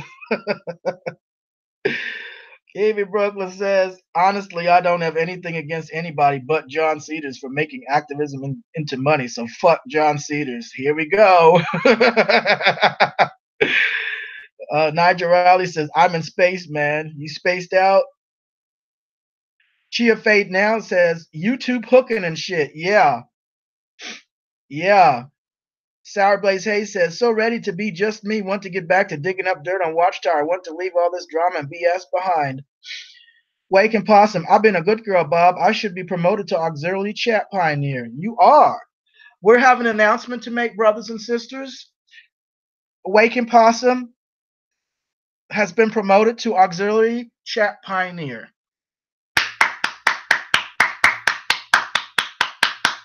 And now for the local needs talk, which is JW Suicides has been disfellowshipped from the Bob Smith congregation of ex-Jehovah's Witnesses. So there we go. Mia T has been disfellowshipped from Bob Smith congregation of ex-Jehovah's Witnesses. So there we go. There we go. So yeah, let's see what some other folks have to say. Let me scroll back here. Evie Brooklyn says, I believe in giving someone the rope. If they hang themselves, it's on them. My channel is my talk. That's it. That's it. Evie Brooklyn says, Bob, why would I tell you about you? Dumb fucks don't get it. Exactly. Exactly. I've never told anyone not to go on Man Bun's channel or Martyrdom's channel or whoever. I've never told anyone. That's not my place to do that. And I've never told anyone. Now, I did tell Amia T when she was on the last on the other live stream the other night, and she was saying Trisha Frangina is a bitch, a controlling bitch. I told her not to talk bad about Trisha, not to do that. And there was somebody else that made fun of her last name in the live stream chat, and I told them not to do that either. Not on my live stream. You know, I'm not pleased with what she did with Trisha Frangina. You know, I think it's a little annoying. But hey, you know, I don't feel entitled to her time, or you know, I'm not expecting her I wasn't expecting anything of her because she doesn't know me, and I haven't invested a whole lot into the vast apostate army. So, you know, on my end, I'm not doing backflips over the way she handled it. Of course, nobody would, right? But it's not that serious for me. However, I did feel bad for Joe Martz. You know, I did empathize with what happened with him because she treated him just like she treated me. You know, I'm just a sideline. She pretty much like just disrespected him to his face. And I decided, okay, well, since you kicked me out, because I've been holding back about that counseling thing. I've been holding back about that page where she has counselor on it. Let's go on here. Let's go on here. Vast Apostate Army. I've been holding back about this page right here. This says counseling. When I see counseling, I think a real mental health counselor. And she's got nothing but these life coach people on here. You don't even have not one real counselor on here. Okay, you want to have life coaches? Fine. But why don't you have some real psychiatrist or psychologist or, you know, some licensed marriage and family therapists on here, some licensed therapists? You ain't got nothing. You just got these three fly-by-night newcomer life coaches. So you need to put life coach on here. Because I'm going to tell you something, just because you're in Vancouver or wherever you are in Canada or where you plan on being in New Zealand or Australia does not shield you from legal implications in the U.S. or in other places. I mean, you've got people from all over the world coming to your page, and you're not aware of the laws, because I will tell you something. Just because you're in another country doesn't mean if you get sued somewhere, like, for example, in California, okay, I'm using California as an example because I live here. I see it all the time in the court system, people getting sued from other places and they have to come here. You get subpoenaed to come here. That's a lot of damn money to have to fly somewhere else because you're getting in legal trouble. And these people here in California, I've seen some really scary shit. And these weren't lawyers. These were just people that were very, very resilient and relentless. Like once they got in their head, they wanted to sue, they were coming after everybody that was connected to whomever, whatever problem they were suing about. So you can keep looking away if you want. You can keep looking away about the sexual predator issue on the protest with the vast apostate army. You can keep this counseling thing up, but I'm going to tell you something. You're going to head into some trouble if you keep on. You're going to head into some trouble, because this is right here. If a person from California were to take this, somebody that's an ex-JW, and they're down and out, they're abuse survivor, they have a mental breakdown, and they take one of these. Let's say they take this first one here, this Angela Ola. And they have life coaching thingies because she says she's a spiritual and master life coach. That already is a red flag to me, spiritual, because I'm thinking, okay, is this a undercover cult? Is this like a church? You know, because I know there's a lot of these funky little cult churches and churches that, you know, they change their little outfit to make you think it's counseling or it's something else. And then when they got in your head, then they pull you into some other shit. Okay, so when I see this certified spiritual master and life coach, I'm like, I don't need to be talking to anybody about spiritual stuff. That's my business. But every time I see that, I do wonder. I'm not saying that's her, but I do wonder. Okay, I wonder what kind of a religion is she affiliated with? Because a lot of these anti-cult outfits are actually run by cults. Case and example, Scientology with the Cult Awareness Network.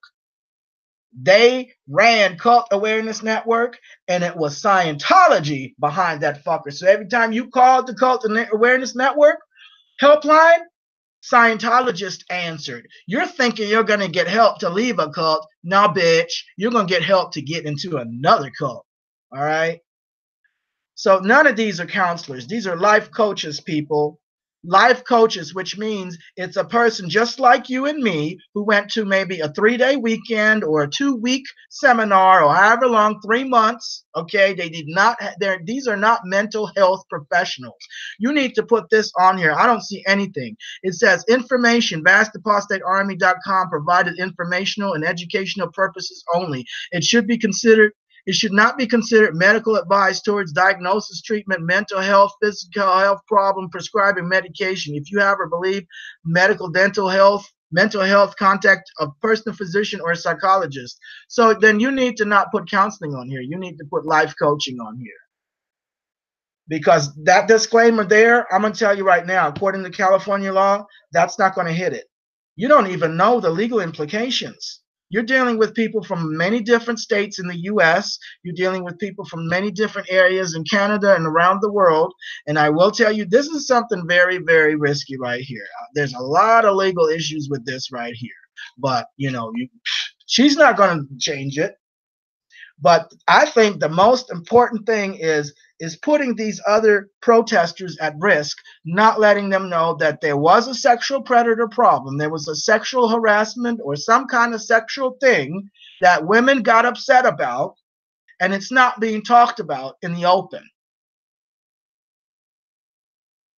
And what it does, it leaves other women and men vulnerable to future sexual attacks. She's not going to do anything until someone gets fucking raped.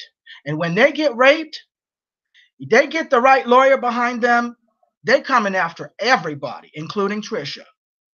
They're coming after people because they can take that to a federal level. And you might be in Canada or you might be in New Zealand thinking you're shielded from anything and you don't have any responsibility, and you're going to have another thing coming because they will extradite your fucking ass from wherever you are. If it's on a federal level, they coming for you.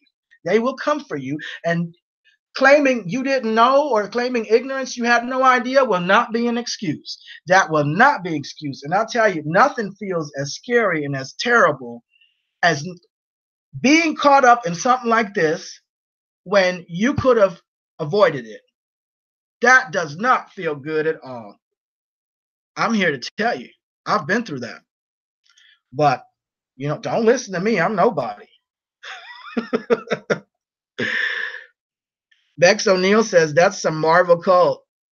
Bex O'Neill says that Marlene looks like a middle-aged rogue for X-Men. Damn, Bex O'Neill. You ain't right. Something Found says, yes, Patrick, too many cult adjacents and other exes do, and I'm tired of it.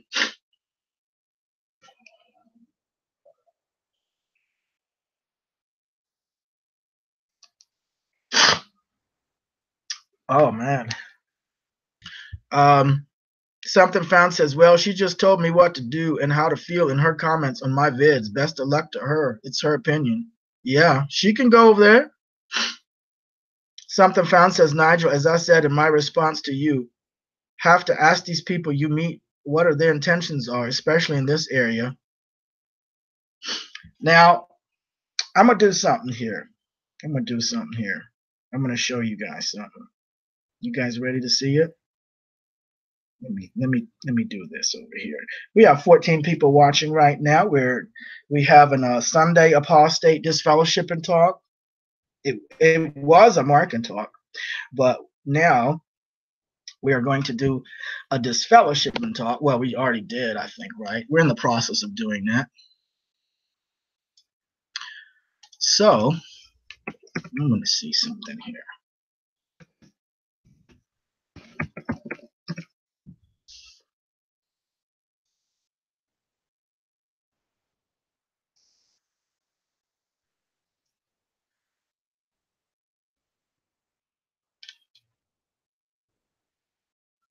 Was this the live stream? Where's her live stream at? Oh, look at the kitty. Hey, kitty.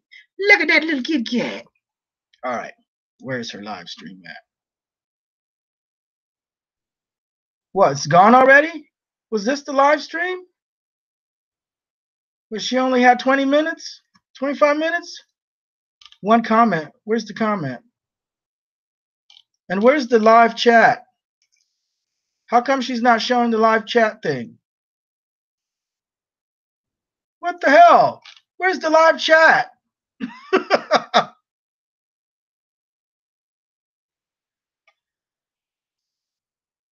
Oh, well.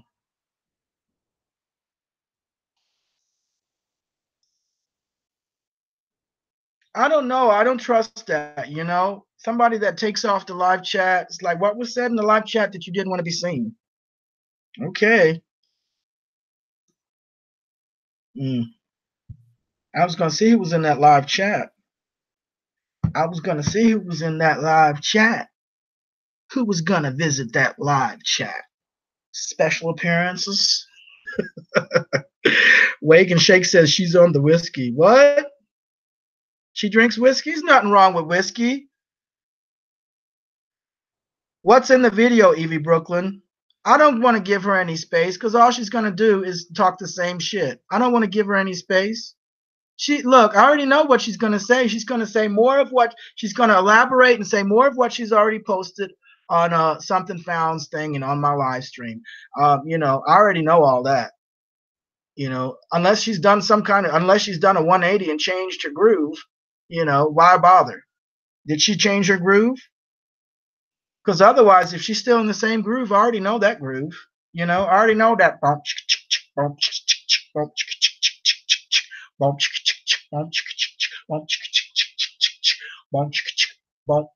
bump, bump, bump, bump. Tiger T says her vids are boring. That's mean, Tiger T. Well, I know you didn't have a playlist of hers. She's got some good videos though, seriously. She came out with that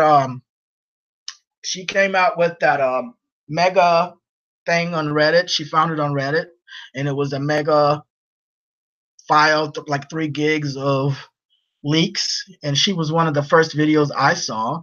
She was presenting that, and I thought that was good, you know. But you know, the personal thing, I just don't want to have personal involvement with her. But you know, if she has resources, I will go on her channel and I will watch it, and I'll take those resources and I'll, you know, spread it to the internet. But I just don't want to have any personal engagement with her anymore. And I think that's fair. You know, you can still collaborate with people without having any personal involvement. You know, because there's still a lot of people that I wouldn't talk to, but I will take some of their info and their resources, you know, and post it on Twitter or something like that. That doesn't mean I'm endorsing what they personally do or who they personally are. To me, it's strictly business. And you know, I love people. I love you. If I can help you in some way and I see you need help, I will help you, but I also don't have a problem cutting you off if need be, and detaching and you know, showering you with indifference from here on out. I don't have a problem doing that in a moment's notice. Remember, I cut off the woman who gave birth to me. And if I can do that, if you can cut your mama off, you can cut anybody else off if need be. If you can cut your own mother off for toxicity and dysfunction, then you can cut off anybody. You can cut anybody off. Patrick Owen says she can't get an audience because all the cool kids are here. Patrick Owens is rough. He's harsh. Harsh. But I can't talk. I guess I'm harsh too. But 401 Big Boss, I had to cut Mia T off. I know that's your baby girl. 401 Big Boss, he was like, why did you cut my baby girl off? He was like all in my face crying. He was ready to punch me in my face. And I was like, look, I'm already trying to understand this God warrior stuff. Why are you up in my face about Mia T? And he was like, this is a poor little old grandma. Why are you doing this? And, he was like, don't let me catch you in Florida, all right? Don't let me catch you in Florida.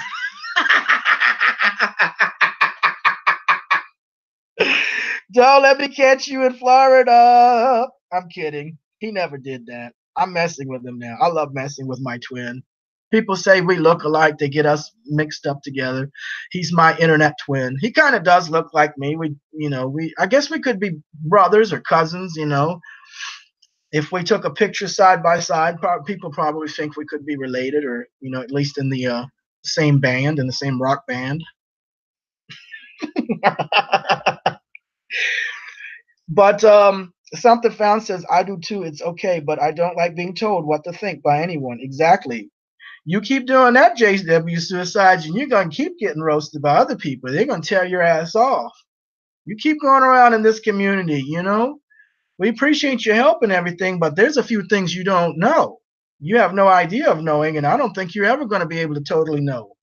But one thing you must understand, when you come over here and tell people how to think and what to do, expect some major backlash. And JW Suicides has never done a live stream before, has she? So this made her do her first live stream, huh? Patrick Owen says, I really like her stuff, honestly. Yeah, I like a lot of her stuff too, Just because I don't like her personal attitude doesn't mean that some of the stuff she hasn't done wasn't good. Even Martyrdom had some good stuff. I mean, I didn't really get to watch much of his stuff. I never really had much time to go and watch any of his stuff, even when we were friends or when I thought we were friends. I watched a couple of things and, I always meant to. I always, like put that on my bucket list. But I don't know. Just some people's videos I just couldn't get to, in time. And but the little of what I did see, there was he had a music thingy. What was it called? Factory Reset.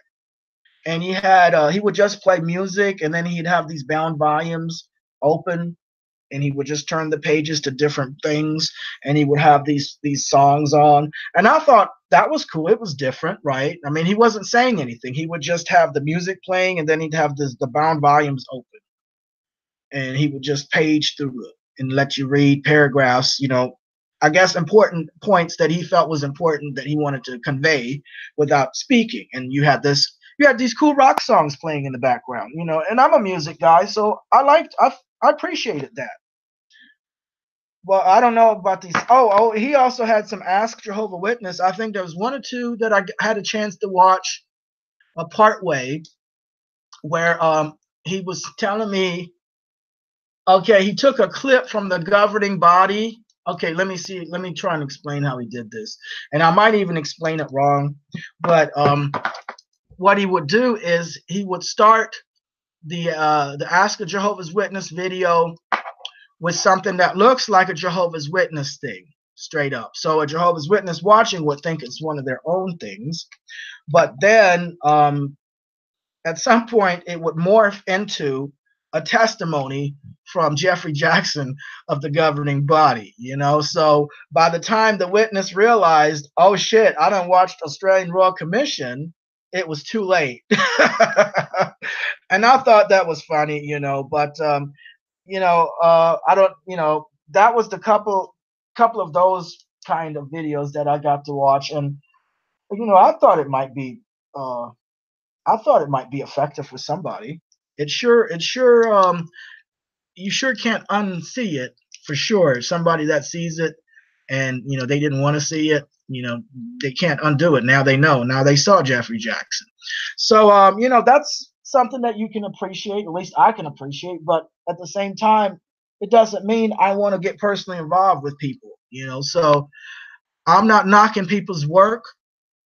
I think everybody that I've mentioned, with the exception of Man Bun, because I don't know any of her other videos. I don't know what all she's done. So I can't speak about any of her videos being effective, because the little that I did see, only thing I saw was the titty video. And then when she was on Bad, that time when I was on Bad, those are the only two I've seen. I think I might have seen her do when she was with a group somewhere, a crash for like 30 seconds where she was screaming and screaming and screaming.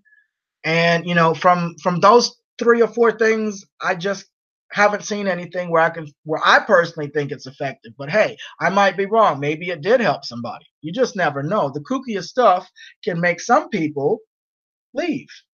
I mean, you can shit on the floor and throw up, and it's going to make somebody leave out of that Kingdom Hall.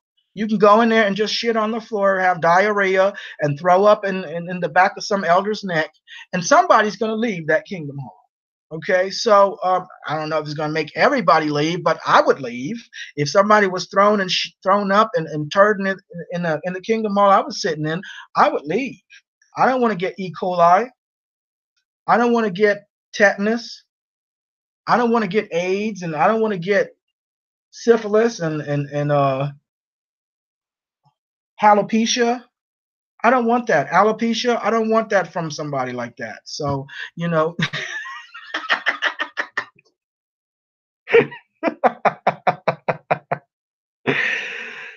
So, Informant said, "Oh, Informant, you're in here." Informant says, "Am I still disfellowshipped from this channel?" Well, obviously you're not, but Informant, don't give me no shit. I know you and we have an understanding, and we're semi cool, I think, but I'm in blast mode. I don't give a fuck. I'll disfellowship fucking Jehovah from this goddamn channel. I don't give a fuck. I'll disfellowship Jehovah. Don't fuck with me, Jehovah. Jehovah.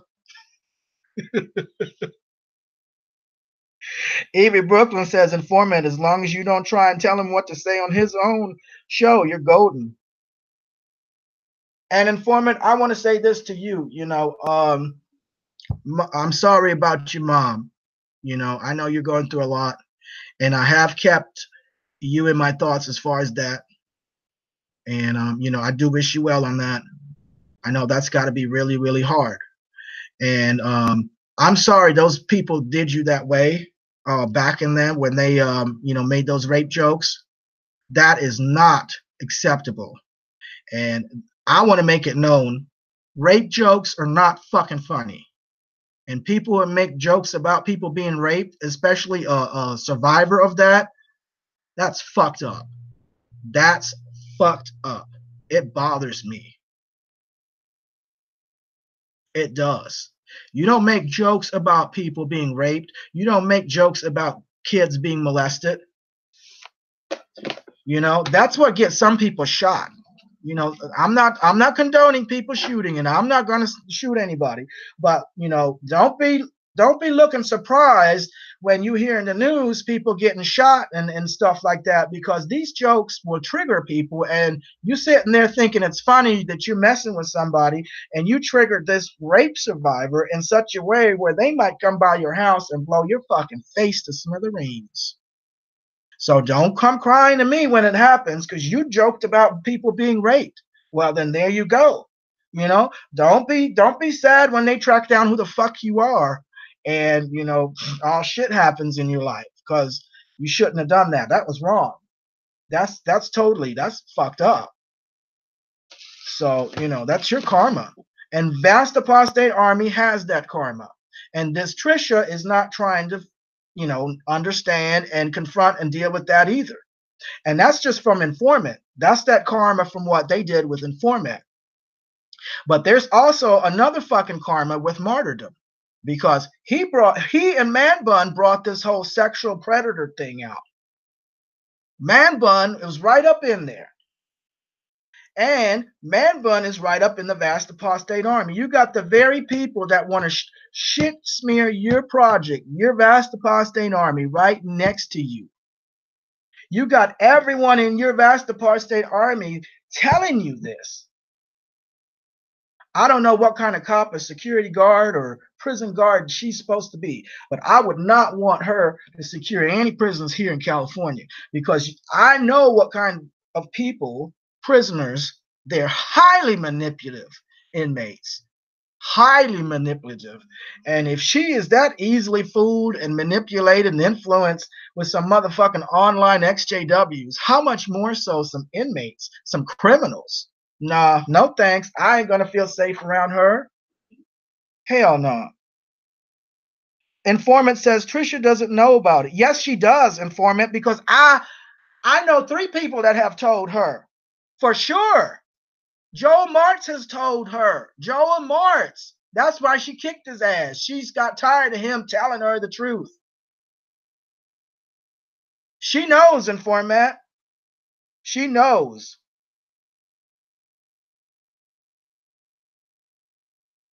As long as you're cool, as long as you don't go off on me, I'm not gonna go off on you, informant. You know, I know how you are. You don't hold back either, but I don't hold the fuck back either. And I don't know why I've lost my patience. I've gave Mia T a whole year, and I tried to work with JW Suicides, but I can't do it with her anymore either. I can't do it with her anymore. And even informant, even when I had informant on block and didn't talk to her, she still had some good stuff on her channel. She still had a lot of resources on her channel. So it's not like somebody's all bad or dismiss everything they do or say. Now, some people I don't bother with at all. Man Bun is one of them. I don't even go to her channel. Well, you know, the entertainment, that one video that was sent to me with the clips and all that, I did see that, skip through that a little bit here and there, you know. I'm not going to sit there and watch a whole hour of that shit. I already know it. I get bored with that shit. Her acting sucks. It's boring. It's not convincing. You know, her cries are not. I'm like, damn. Did she just pinch herself to make her cry like that? Because those cries are not sincere. Come on now. You can just tell that's a fucking act. Even Informant saw that was a fucking act. And Informant, she's not a paid actor. She's an unpaid actor. Let's get that correct right now. She is unpaid. Oh, wait, maybe she is paid. Hooking, right? The tranny hooking. XJW tranny hooking.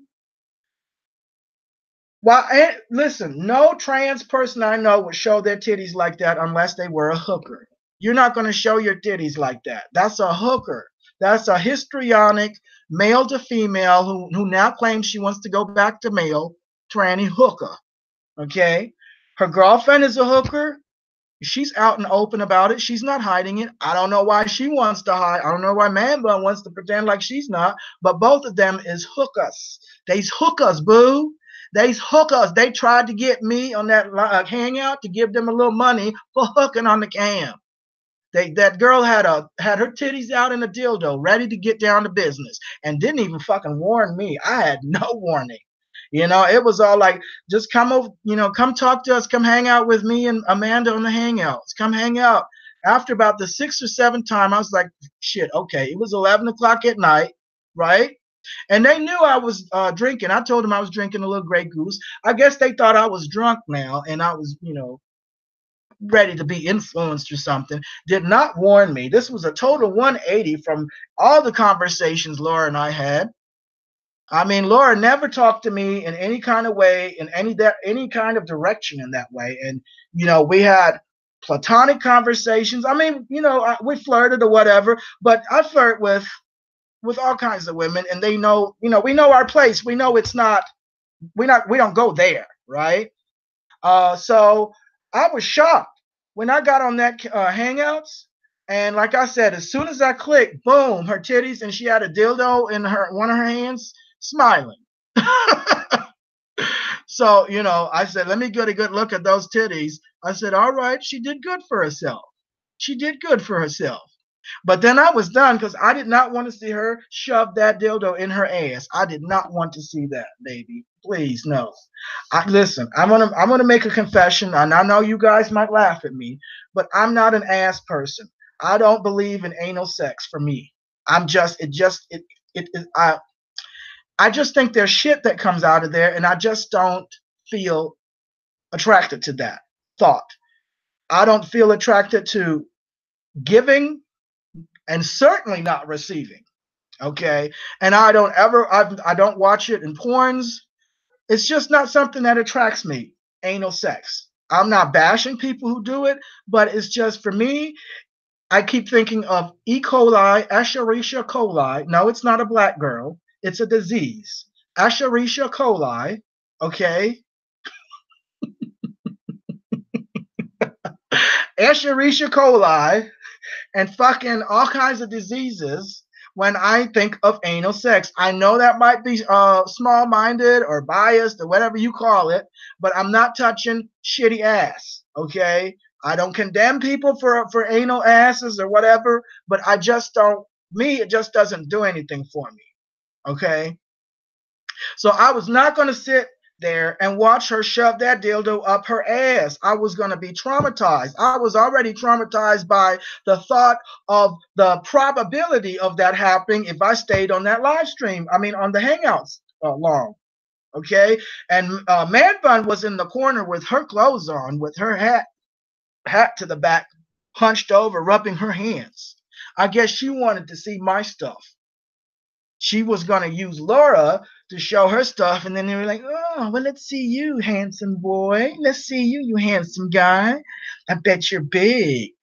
Come on, let us see you. Come on, you're so special. Fuck you. I don't put my body on display for the attention like you do. I don't need to. I don't need to show any of my chest. I don't need to show any of my dick. I don't need to show any of that because that's not what this show is about. I don't do that kind of stuff.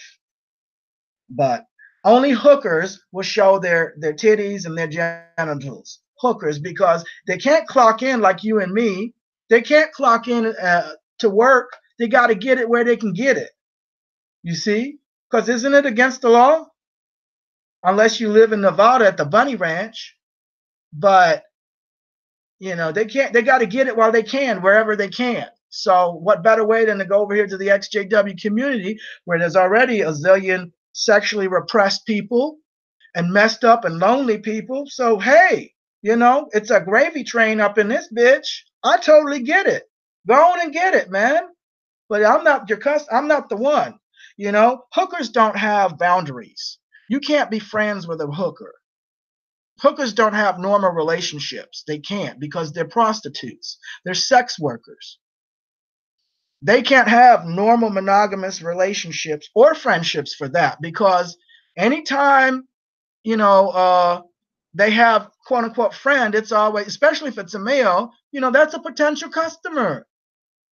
How are you going to pass up that customer?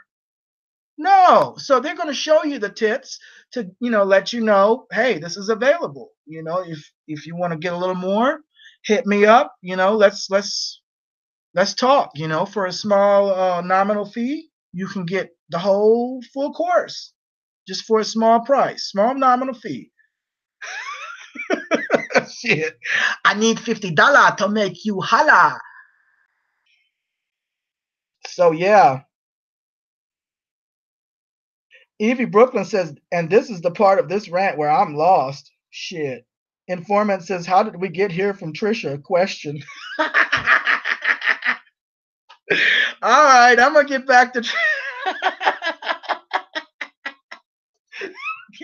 Trisha.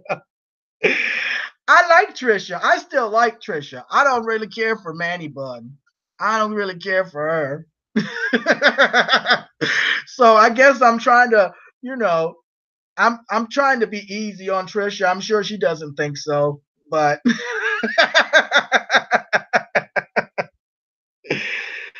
whoo, shit.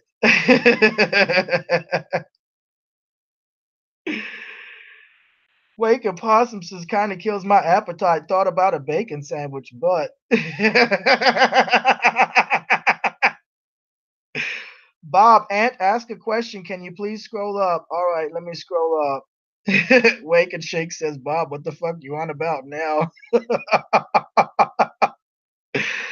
All right. A format says, clarify she knows Joel told her. You are going to another subject now. Trisha knows what. What did Joel tell her? Okay, I think Joel told her about the sexual harassment thing. I mean the man bun thing. Man bun. He told her about the man bun thing. He told her the history of man bun taking over the bad channel and usurping it, and that she's disruptive and an attention getter and all of that, and she's an actor. And I think she just dismissed it. I mean, several people have come to her because I've had, word gets around, and she has a reputation for being dismissive to her own group. She has a reputation of being dismissive. So that's what he told her. But there has been sexual problems. I'll say this. The words that were used by people were sexual harassment, sexual predator. They have been using the word sexual predator. So they say that there has been a sexual predator at the vast Apostate protests. What I'm told is the San Diego ones. That's where it happened. But it's not going to stop at San Diego, because if you have a dismissive attitude towards this, then it's open season for these types of people. And even if there wasn't a sexual predator, if sexual predators see and hear that, they're like, "Ooh, goody, I can go in here and rock and roll." And so there you go.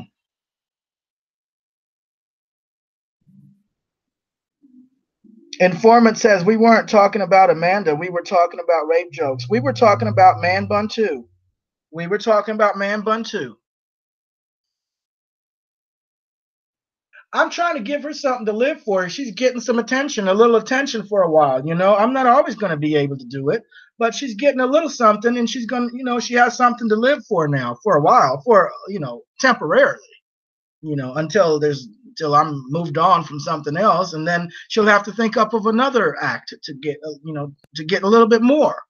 She's never going to, be able to rest, because she has to have that. So yeah, she was in there too. I threw her ass up in there too. But the rape jokes, no, I don't agree with rape jokes. And I think vast Apostate Army, Trisha needs to clean that up too. Trisha needs to clean a few things up, and that's part of management. That's part of it. You come in here and you want to manage a group, then you're going to have to deal with the karma of what's previously happened with the previous management. You're going to have to deal with that. And I see that all the time in corporation.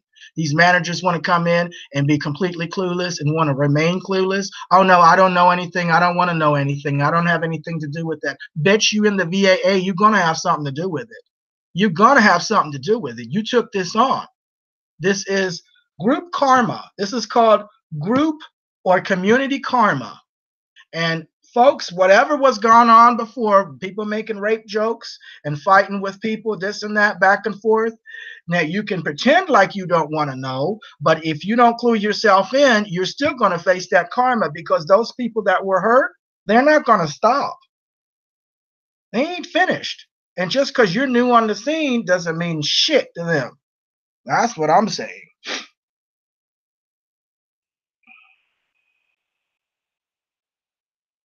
Well, I don't know if Joel knows about the rape jokes. Joel and I never talked about rape jokes, but I'm sure he would know. I mean, why would he not know? I mean, you've I mean, you have, communicated to these folks for what little I know, so I mean, he wouldn't be ignorant of it. So, but no, he's never talked to me about it, and I've never talked to him about it, because You know, I think Trisha needs to talk to him about it. He needs to talk to Trisha and Stacy Lopez. Stacy Lopez, I was told, she never talked to me. I never talked to her. But allegedly, Stacy Lopez said she trusts Man Bun 100%. And Trisha probably does too. And, you know, I don't know if she was told about the rape jokes. I'm sure she knows. I mean, come on now. You're going to go out of your way not to know the history of the group that you're taking on? And, you know, it's not like this is hidden. Informant didn't hide her you know, what she had to say about it. This is not hidden. You have to go out of your way not to see it and not to know. It's like with the Jehovah's Witnesses and the child abuse. You know, the minute you Google Jehovah, you're going to see it. You have to go out of your way not to know. So she has to go out of her way not to know. Informant says he was part of the jokes. Really? Wow. No, informant. I didn't say Joel told her about the rape jokes. I said Joel told her about fucking Man Bun. That's what I said. But since you say he was part of the jokes, then he must know. But I never had a discussion about rape jokes with Joel Martz. Do you understand that now? Don't come in here sideways, informant. Seriously, don't try me today. Don't try me. I'm going to be a mass disfellowshipping on this bitch. A mass disfellowshipping. Like that fucking Hull Kingdom Hall down there in the UK. Okay, hold on a minute here.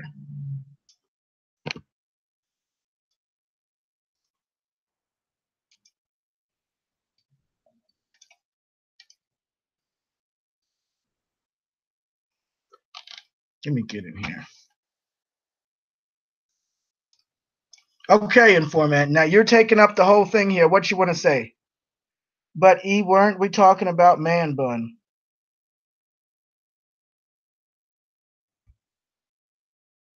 We have 16 poop. I almost said poople. We have 16 people watching right now. And we are talking about disfellowship. We have disfellowship someone today from this channel at least. JW Suicides, and the other day, Mia T. So you're trying to get this straight. All right. So let me repeat it again. Maybe I was unclear. But Joel and I have never talked about any subject relating to rape or rape jokes. All I know directly, I went on a VAH thing, I think 2 years ago, and they were talking about this subject. I just so happened to click in. They had already been on for an hour. Okay. I happened to click in, and I heard JW Fairy Tale say, yes, I did say rape feels good. I don't take it back. I stand behind it. And when I heard that, it bothered me because I used to like JW Fairy Tale's videos. I still do. And before I heard that, I would watch his stuff a lot. I think back in 2010, I spent like a month just watching a lot of his videos, and they made me laugh, and you know, they made me think, and I appreciated those. But when I heard him say that from himself, I just it put a damper. It just bothered me. It bothered me because I just don't think that's something to joke about. But you know, I that's just where I'm at on that. That really bothered me, and I did not agree with that. But I never talked to any of these people about it because, number one, I thought it was a moot point. They're not going to tell me anything. Who am I? They don't know me. You know, who am I to come over there and demand answers? So I knew that wasn't going to happen. And number two, you know, I don't agree with that. And I don't think they would care for what I have to say about it. So I left that alone. But when I did see this man bun and, you know, this shit that's happened, and, you know, I did let Joel know, and Joel already knew. Other people, he told me, I think he told me, or somebody else told me that they already talked to him before I ever had a chance to talk to him. So he had already been schooled on that. But no, Joel never talked to me about whatchamacallit. Evie Brooklyn says it's never about their work. Informant says, but you stayed silent all this time. Thanks for clarifying. Well, informant, you already talked this shit until Kingdom Come. What the fuck do you want from me? You don't even fucking know me. You want me to co-sign and cheerlead for you? I'm already saying this is my channel. I talk about what I want to fucking talk about. Don't expect me to be silent or unsilent about whatever. I talk what I want to fucking talk about. If I want to come on here and talk about cats all damn day, I'm going to talk about cats. And if you have a problem with me being silent about something else, that's your battle. Nobody joked on me. I just don't agree with what they did to you, but I'm not going to fight your battle for you. That's what you're here for. Fight your own fucking battles. Why are you coming to me trying to get me in your shit? You know? And then you come in here all condescending and shit. Get out. You're disfellowshipped too. Get the fuck out of here. Removed. Let me put you back on disfellowship, man. I tried to give you another fucking chance, but I see you come in here with your same bullshit. So fuck you too. Out. Got time for this shit. I wish you well. You know, I still wish you well, but I ain't got time for you, informant. I do not have time for your shit. Okay? You need to get yourself together. I don't have time for your shit. Don't come in here with your shit, people. Seriously. So that's that. Evie Brooklyn says, amen. Yeah, informant, just need to straighten that all out. Yeah, I'm sure. Well, let's straighten out now. I told you I'm not fighting your fucking battles. That's what you're here for. You fight your battles. All I said was I didn't agree with how they treated you. Okay, but that doesn't mean I'm going to co-sign or get in there in your battle. I fight my own battles. I'm not fighting anybody's battles. We're all adults here, and you're more than capable to fight your own battles, lady. What little I've listened to, you are way more than capable to fight your own battles. I'm not getting behind you because you'll turn on me. You'll fuck me up in a minute, and I already seen that. So I'm not getting behind you. You can get somebody else to help you, but I'm not helping you. I still wish you well. I don't have a problem with you, but I'm just not going to fool with you, okay? That's where we're at. Bex O'Neill says, you know when you just know something is gone one way. That's right. Evie Brooklyn says, I was not going there today. Yeah, this live stream is not about you. This is not about you. You know, and you've made plenty of live streams on this shit. If you feel like this isn't resolved, then go make another live stream or a video and then have your say. But this is my live stream. You know, don't be coming in here trying to take over and get this for you done. No, I don't even know you that well. You don't know me either. So that's that.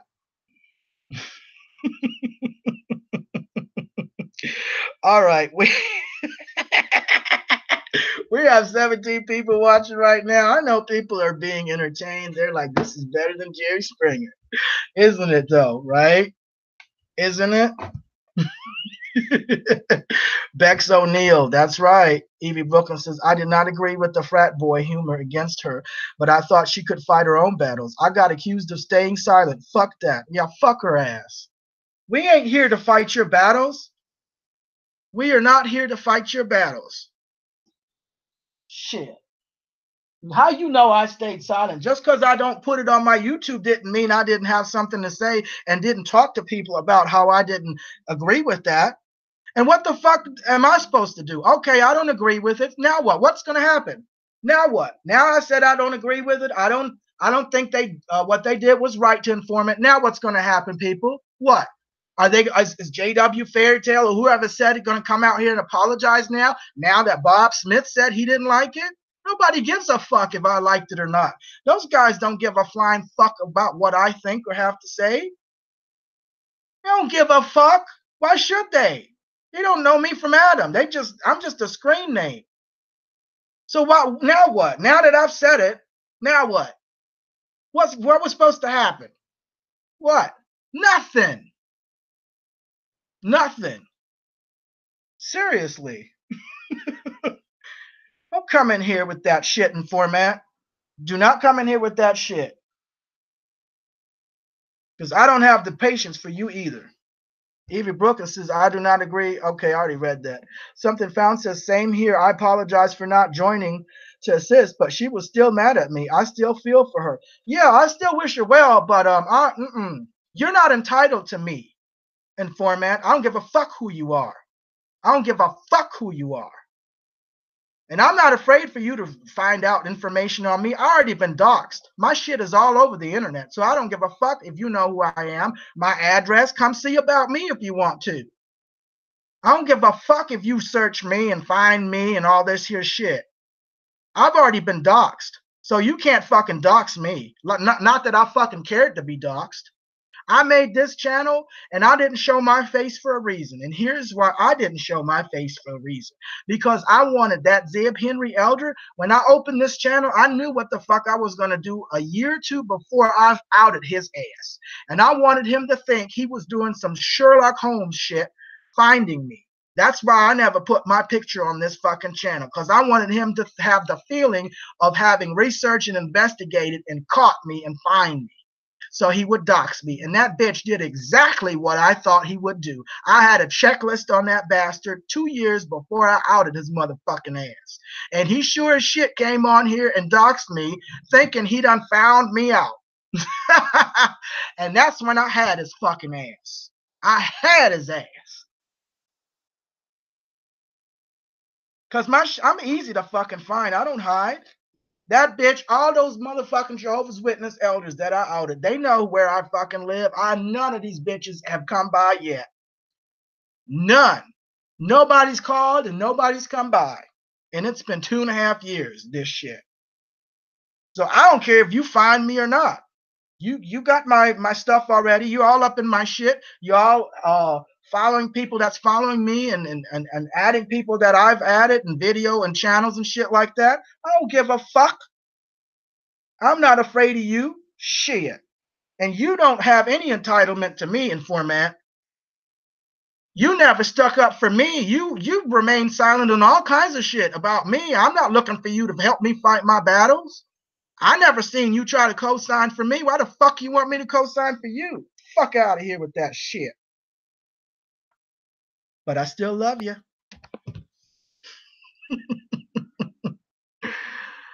Something Found, you don't have to feel bad for it, okay? Because she's not, I don't know what kind of friendship she had with you, but I don't know her. She's never had any kind of, she's never co-signed for me, or not that I was looking for anybody co-sign, you know? But no, I think it's wrong to feel entitled to people like that. I've just stated my opinion. I don't agree with it, but that's as far as I'm going. I'm not going in there fighting that rape joke battle. Okay? But on the same side, I haven't gone back to watch any more of JW Fairy Tales videos either because it bothers me. Because every time I think about that, I think about what I heard him say. Okay? So, you know, I haven't been over there. And I mean, I've already watched all the videos anyway. But still, you know, it bothers me, okay? So there's that. But you're not going to get me up in that, for real. Shoot. Something Found says, I just feel for her about that mess is all. Yeah, I feel bad for her too, for real. I feel bad for her too. Nigel Rowley says, I asked JW Fairy Tale to apologize, but all he did was insult me on Informant's live stream. Well, you know, I don't know who or what he is, you know, and it, like I said, that's not right. It's not right to do that. But Informant is more than capable of handling it. She doesn't need me. She does not need me. She is more than capable of handling it. And I'll just love her from a distance. Now, you all see I done gave her a second chance after I found out the deal with that. But, you know, you're not going to come in here and do this. No. We'll just go back to loving each other from a distance and fuck the rest. Ooh, it feels good to say fuck right now.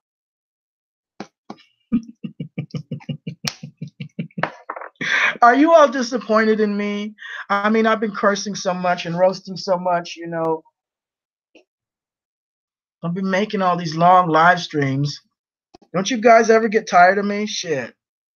Freaking 8-hour, 10-hour live streams nonstop.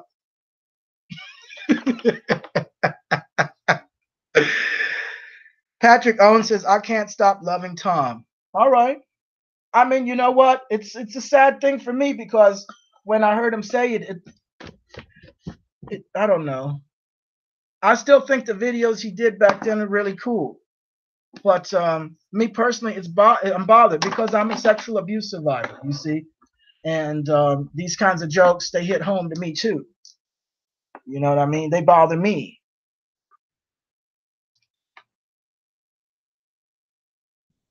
And I think if you're in the vast apostate army, I think there's a need to be a little bit more sensitive to people. But, you know, what can I do? These people don't know me. JW Fairytale doesn't fucking know me, and he doesn't give two shits about what I think. I'm sure he doesn't. He doesn't know me. So what good was it going to do for me to come to him and say, I don't like your rape jokes? I didn't even know him. I mean, I've never messaged him. I've never, you know, I don't know who he is. So, yeah.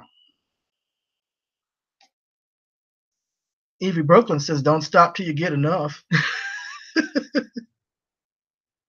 Sour Blaze Hayes says, I've got other stuff going on in the background and I'm just cleaning house, so whatever.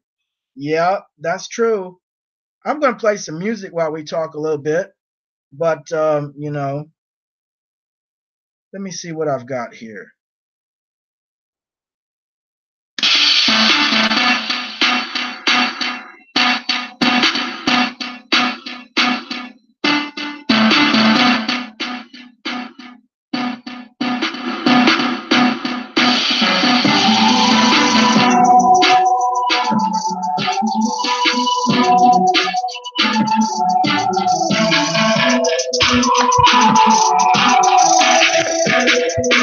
I'll be back.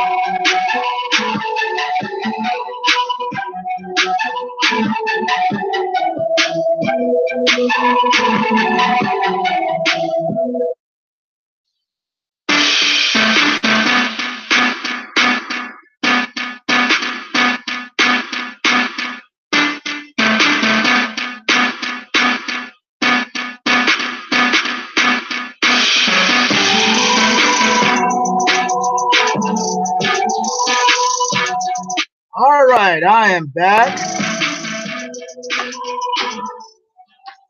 Had to get some cranberry juice. I wish I had some vodka with it, but it's just straight up cranberry juice right now.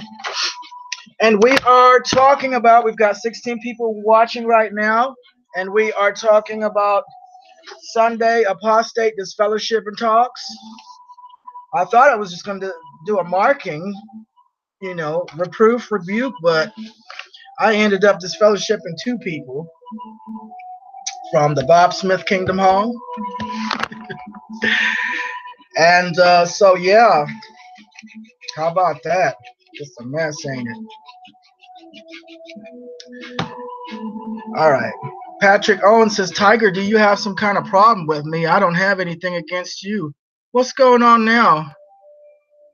What's going on now, people? So, this is a freaking Jerry Springer. You know how when people just get everybody just starts fighting?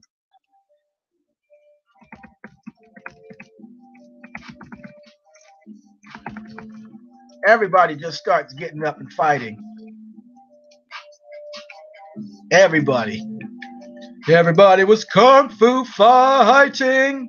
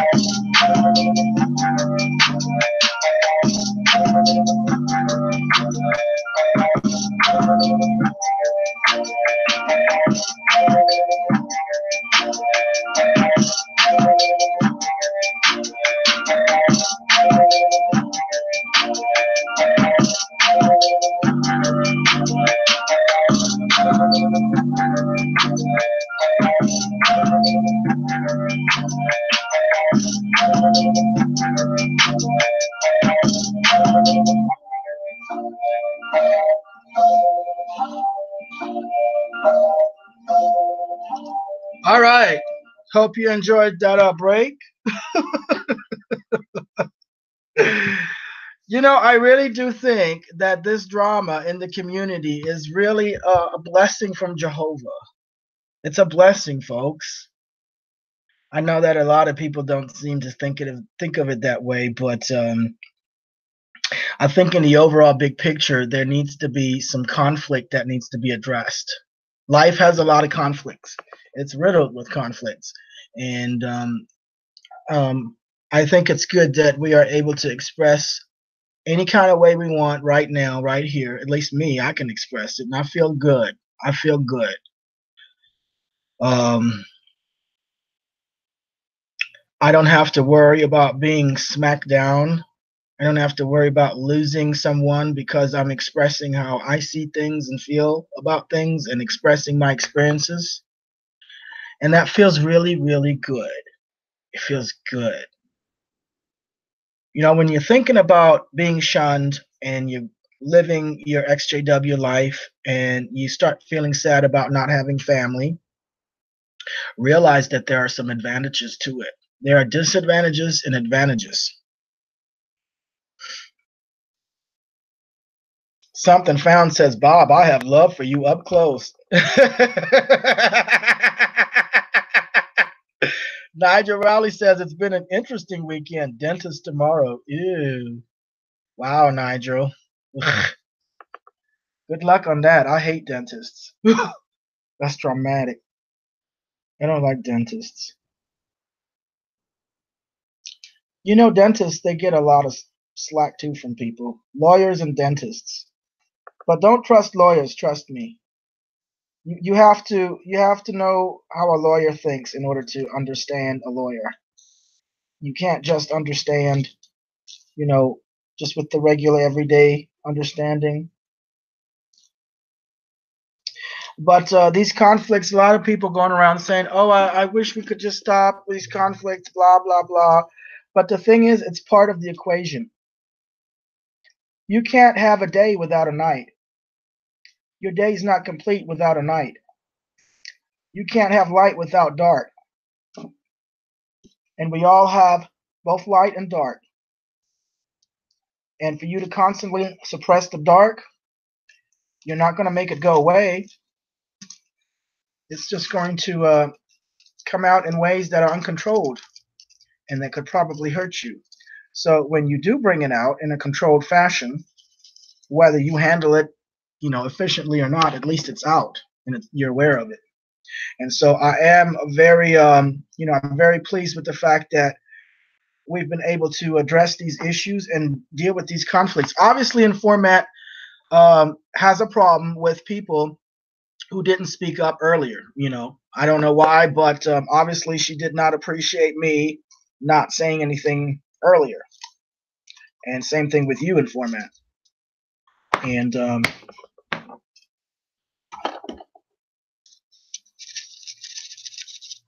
JW Suicides obviously didn't appreciate. Damn it. Fuck. Get out of here with that. Come on now. Yeah.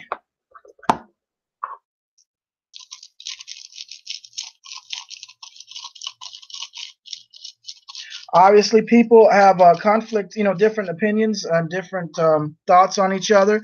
So it's good to talk about them, not ignore them. This is not, it is a kingdom hall of sorts, but it's not the kingdom hall you're used to quite all the way. You know, there's still this fellowshipping going on.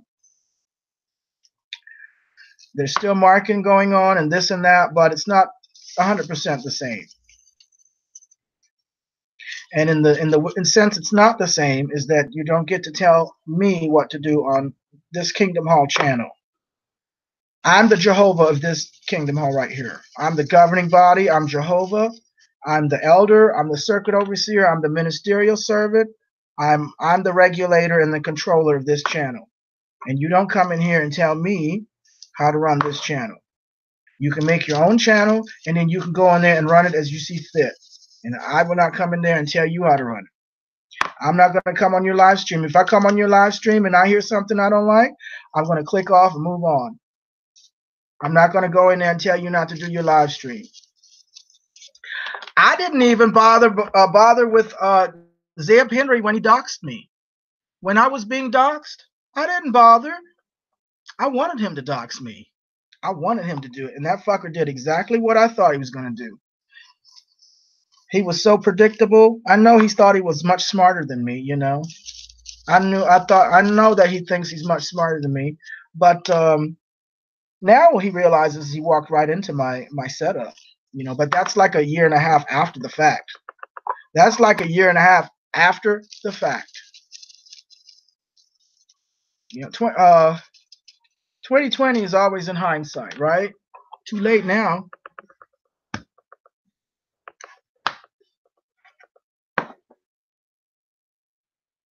Something Found says conflict is good exchange of ideas too. That's right. It's a good exchange of ideas. And you know, even though I went off on Informant, you know, I do see a side of I could see why she says that, right? But at the same time, you know, at least this is what I'm translating. There's an air of entitlement to me, you know, like trying to make me feel guilty or something like that. I don't know if that's what she's trying to do, but that's the way I'm receiving it. Okay, and I could be wrong, but that's the way I'm receiving it, and that's my right to be the way that I see it. That's my right. Just like she has a right to see things the way she sees. She probably feels like I didn't stick up, or maybe I did something wrong by not saying something earlier, and that's her entitlement too.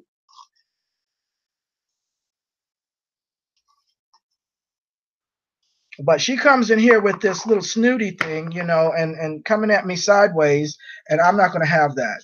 You can express your thoughts and opinions, and they can be different than me. But when you come in here disrespecting me, I'm going to let you know, and I'm going to tell you goodbye.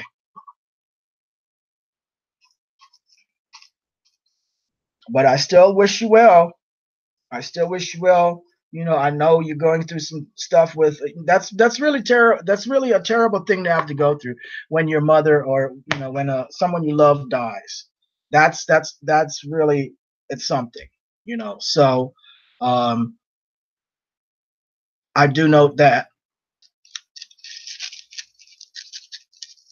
but that doesn't excuse you from disrespecting me. You know, I'm not going to sit here and let you shit on me just because something bad happened to you. You know, I don't have enough pity for anybody to sit here and let them shit on me. We're not going to have that. Okay. Shit happens to everybody. Don't come in here just because you were in a car accident. Somebody was in a car accident and then they come in here and disrespecting me because they were in a car accident. They expect me to take it. No. Just because you're a grandmother like Mia T, she pulled the granny card. I'm a poor old grandmother. I'm a poor old lady. That does not excuse you from coming in here starting shit with me and disrespecting me on my channel. You can disrespect me on your channel all you want, but you're not going to do it here. I'll be damned if I let somebody abuse me just because they went through a hard time. Shit, I go through a hard time too. We all got hard times. Shit, we all got to cross the bear. I don't think anybody in here didn't go through some kind of crazy ass painful struggle or experience in their life. If you're over 30 years old, you are not going to be immune from some kind of bad shit happening to you. If you're over 35 years old or 30 years old, you've gone through something, most likely.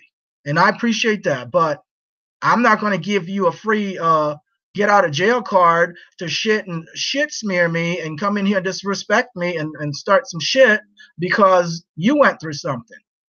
No excuse. I don't care if your mother died when you were 4. That's a sad thing. I feel very sad for you. I empathize with that. But I'm not going to let you shit on me because your mama died when you were 4. That's your unfinished business to deal with. You need to handle your unfinished business. I empathize with you, but I'm not going to let you shit on me or let you abuse me because you had all this terrible thing in your childhood and, you know, make excuses for you. Because the shit I went through, then I might as well go over here and do it to other people too. Hell, why don't we excuse serial killers who were abused and molested when they were kids or who lost their parents? Why don't we just get them all out of jail and let them keep serial killing around here? Maybe they'll come eat you and me and kill you and me. And then our heads will be in their freezers. And then the police will say, well, you know, this serial killer, he went through this bad childhood, so we're not going to arrest him. We'll just let him, you know, we'll just slap him on the wrist and just let him, you know, just kind of chill. And he's going to come back and eat our heads out that freezer. He's going to brisket that. He's going to put some mushroom gravy on your head. He's going to bake my head, and he's going to enjoy it, saying, ha, ha, ha, I can do what I want because anytime anybody wants to call me out, I can just say, well, look what I went through.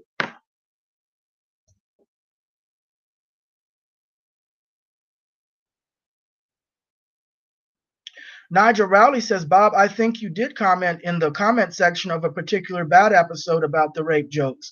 But as we know, PMT deleted all the videos. Yes, I do. I did. I have talked about it, Nigel Rowley. It just wasn't any sense in arguing with Informant because Informant already has her mind made up. She has, she has her ways and she's going to do what she's going to do. So I did not have the patience to try and prove myself to her because I don't really know who she is. She has never paid any of my bills or my groceries. So she is not anybody that I need to worry about beyond just this computer thing, really. And for you to come in here and make assumptions, you don't know what I've said about it. You don't know who I've talked to about it. But something found you and we've had discussions about it, and I told you how I felt long time ago, long before any roast videos, long time ago. I've talked to quite a few people about it, as a matter of fact, but I don't have to prove this to anybody because I don't even think she's going to believe it anyway. Informant wants to think what she wants to think about me and whoever, and that I will let her have it. I'm not going to try to change her mind on nothing. Let her think whatever she wants to think. Let her do it. She's entitled to it, but I'm just not going to have it here on my channel. Man buns like fuck Informant got all the attention now. Fuck her, that fucker. Now she got him sidetracked off of me.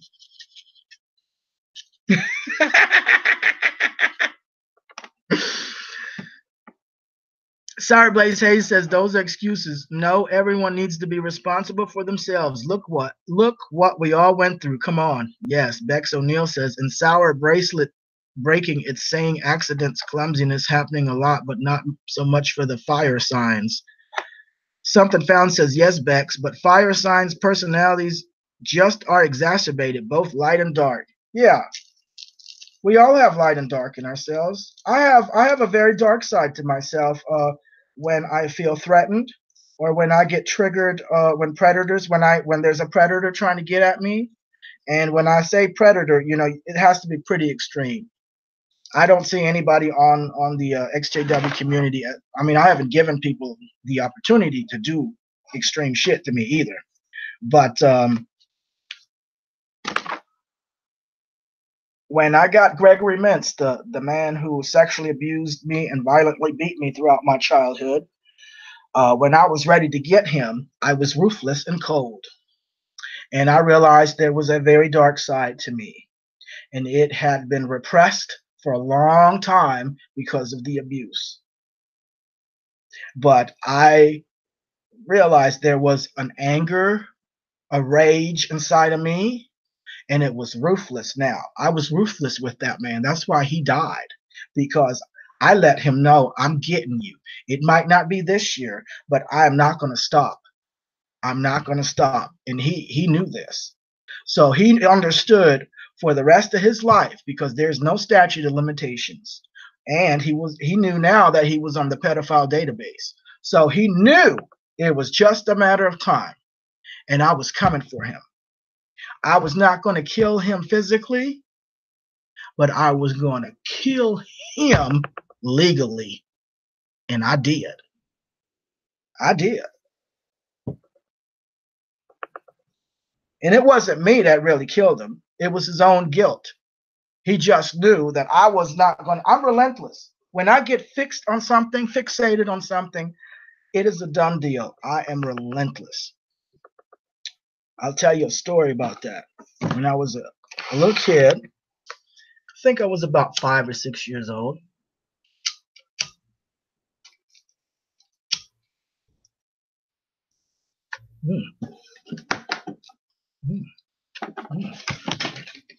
That's good.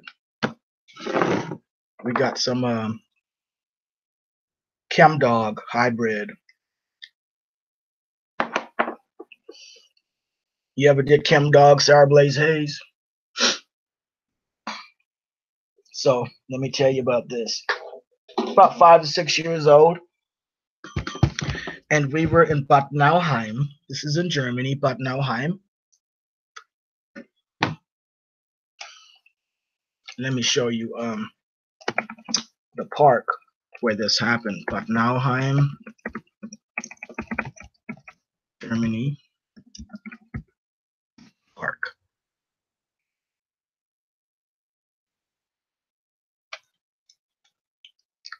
Oh, here we go.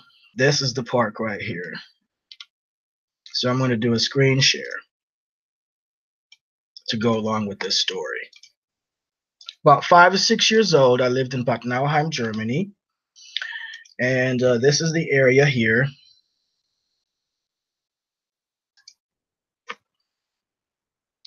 And of course, this is a big park.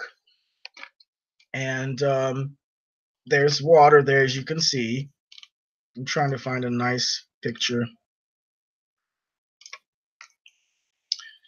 But I saw a little salamander.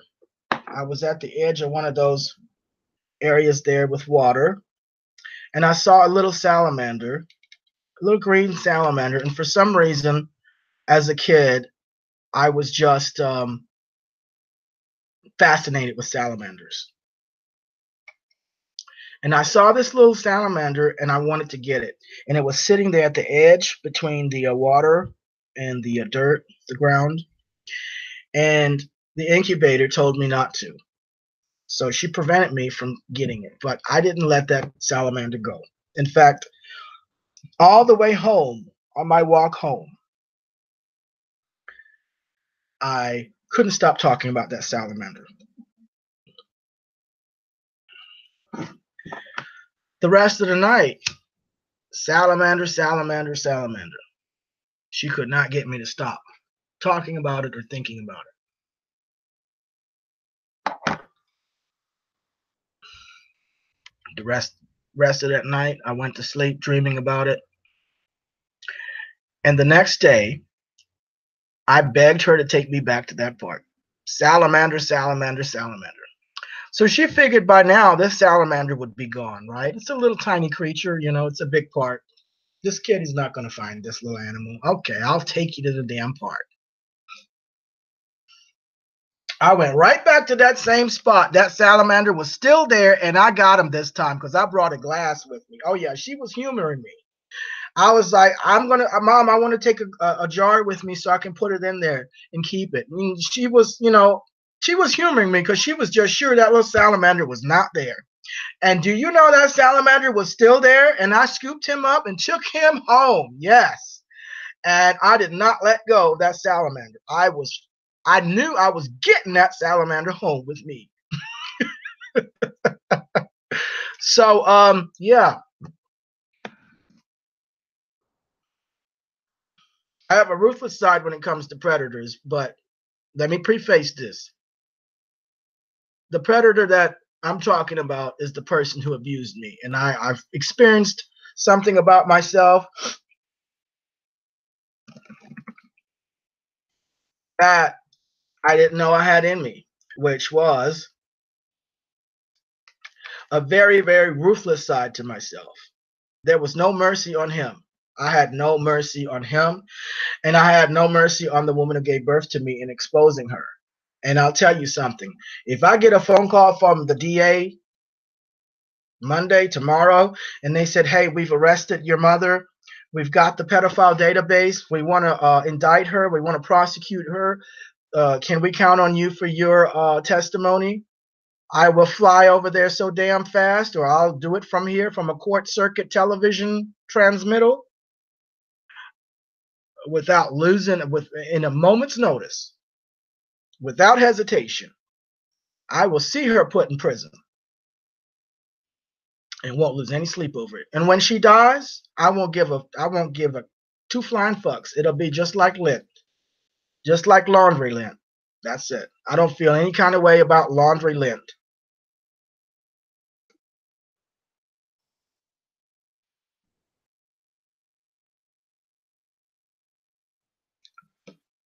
But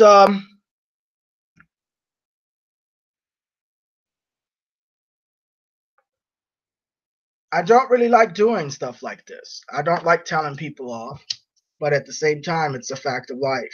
You're going to have situations where you must.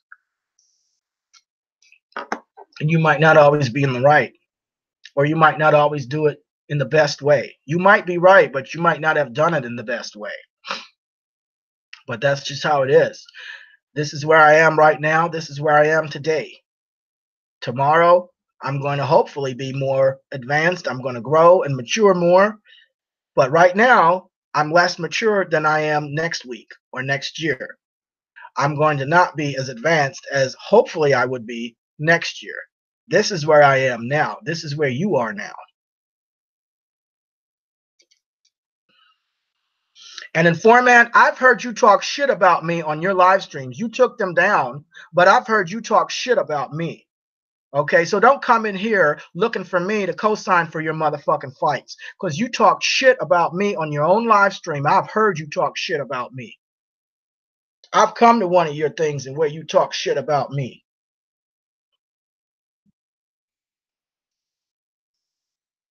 And I hadn't forgot that either. Okay, not that I cared. Like I said, you're entitled to your own opinion and thoughts. But don't come in here acting like, oh, you just now saying something. You didn't say anything before. You were silent before. Well, motherfucker, you talk shit about me. Why the fuck would I want to co-sign for you then? Huh? Shit. And I still gave you another chance. I still was willing to give you another chance. Shit.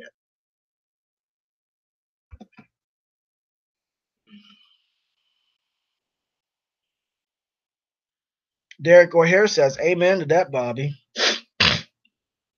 Something Found says Aquarians love harmony and offer novel solutions and perspectives. Well, I'm an Aquarian, not aquarium. I just said aquarium.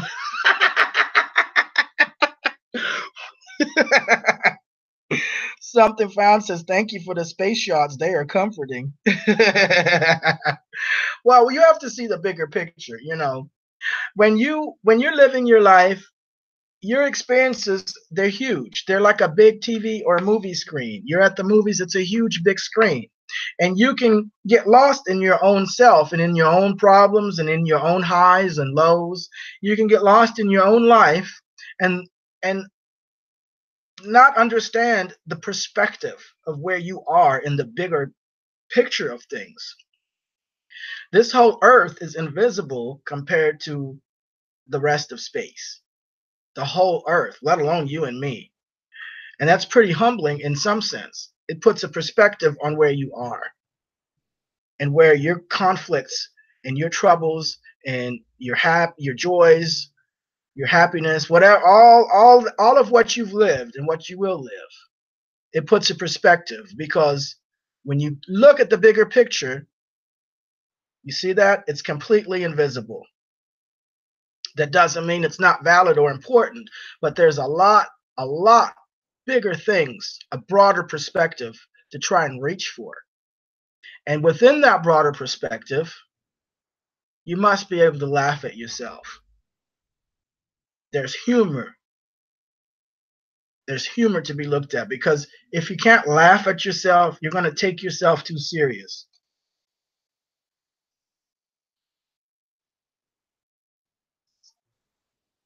And you're going to take other people too serious too.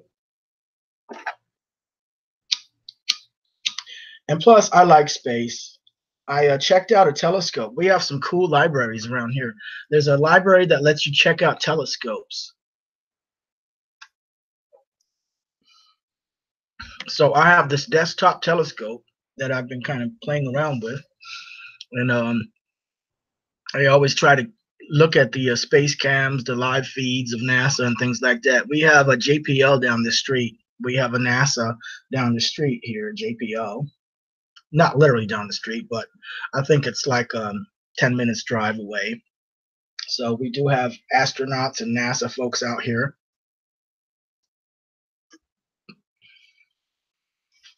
We also have Caltech, you know, which has the world's smartest folks up in there, engineers and geniuses. And Caltech is like, I could probably walk over there to Caltech.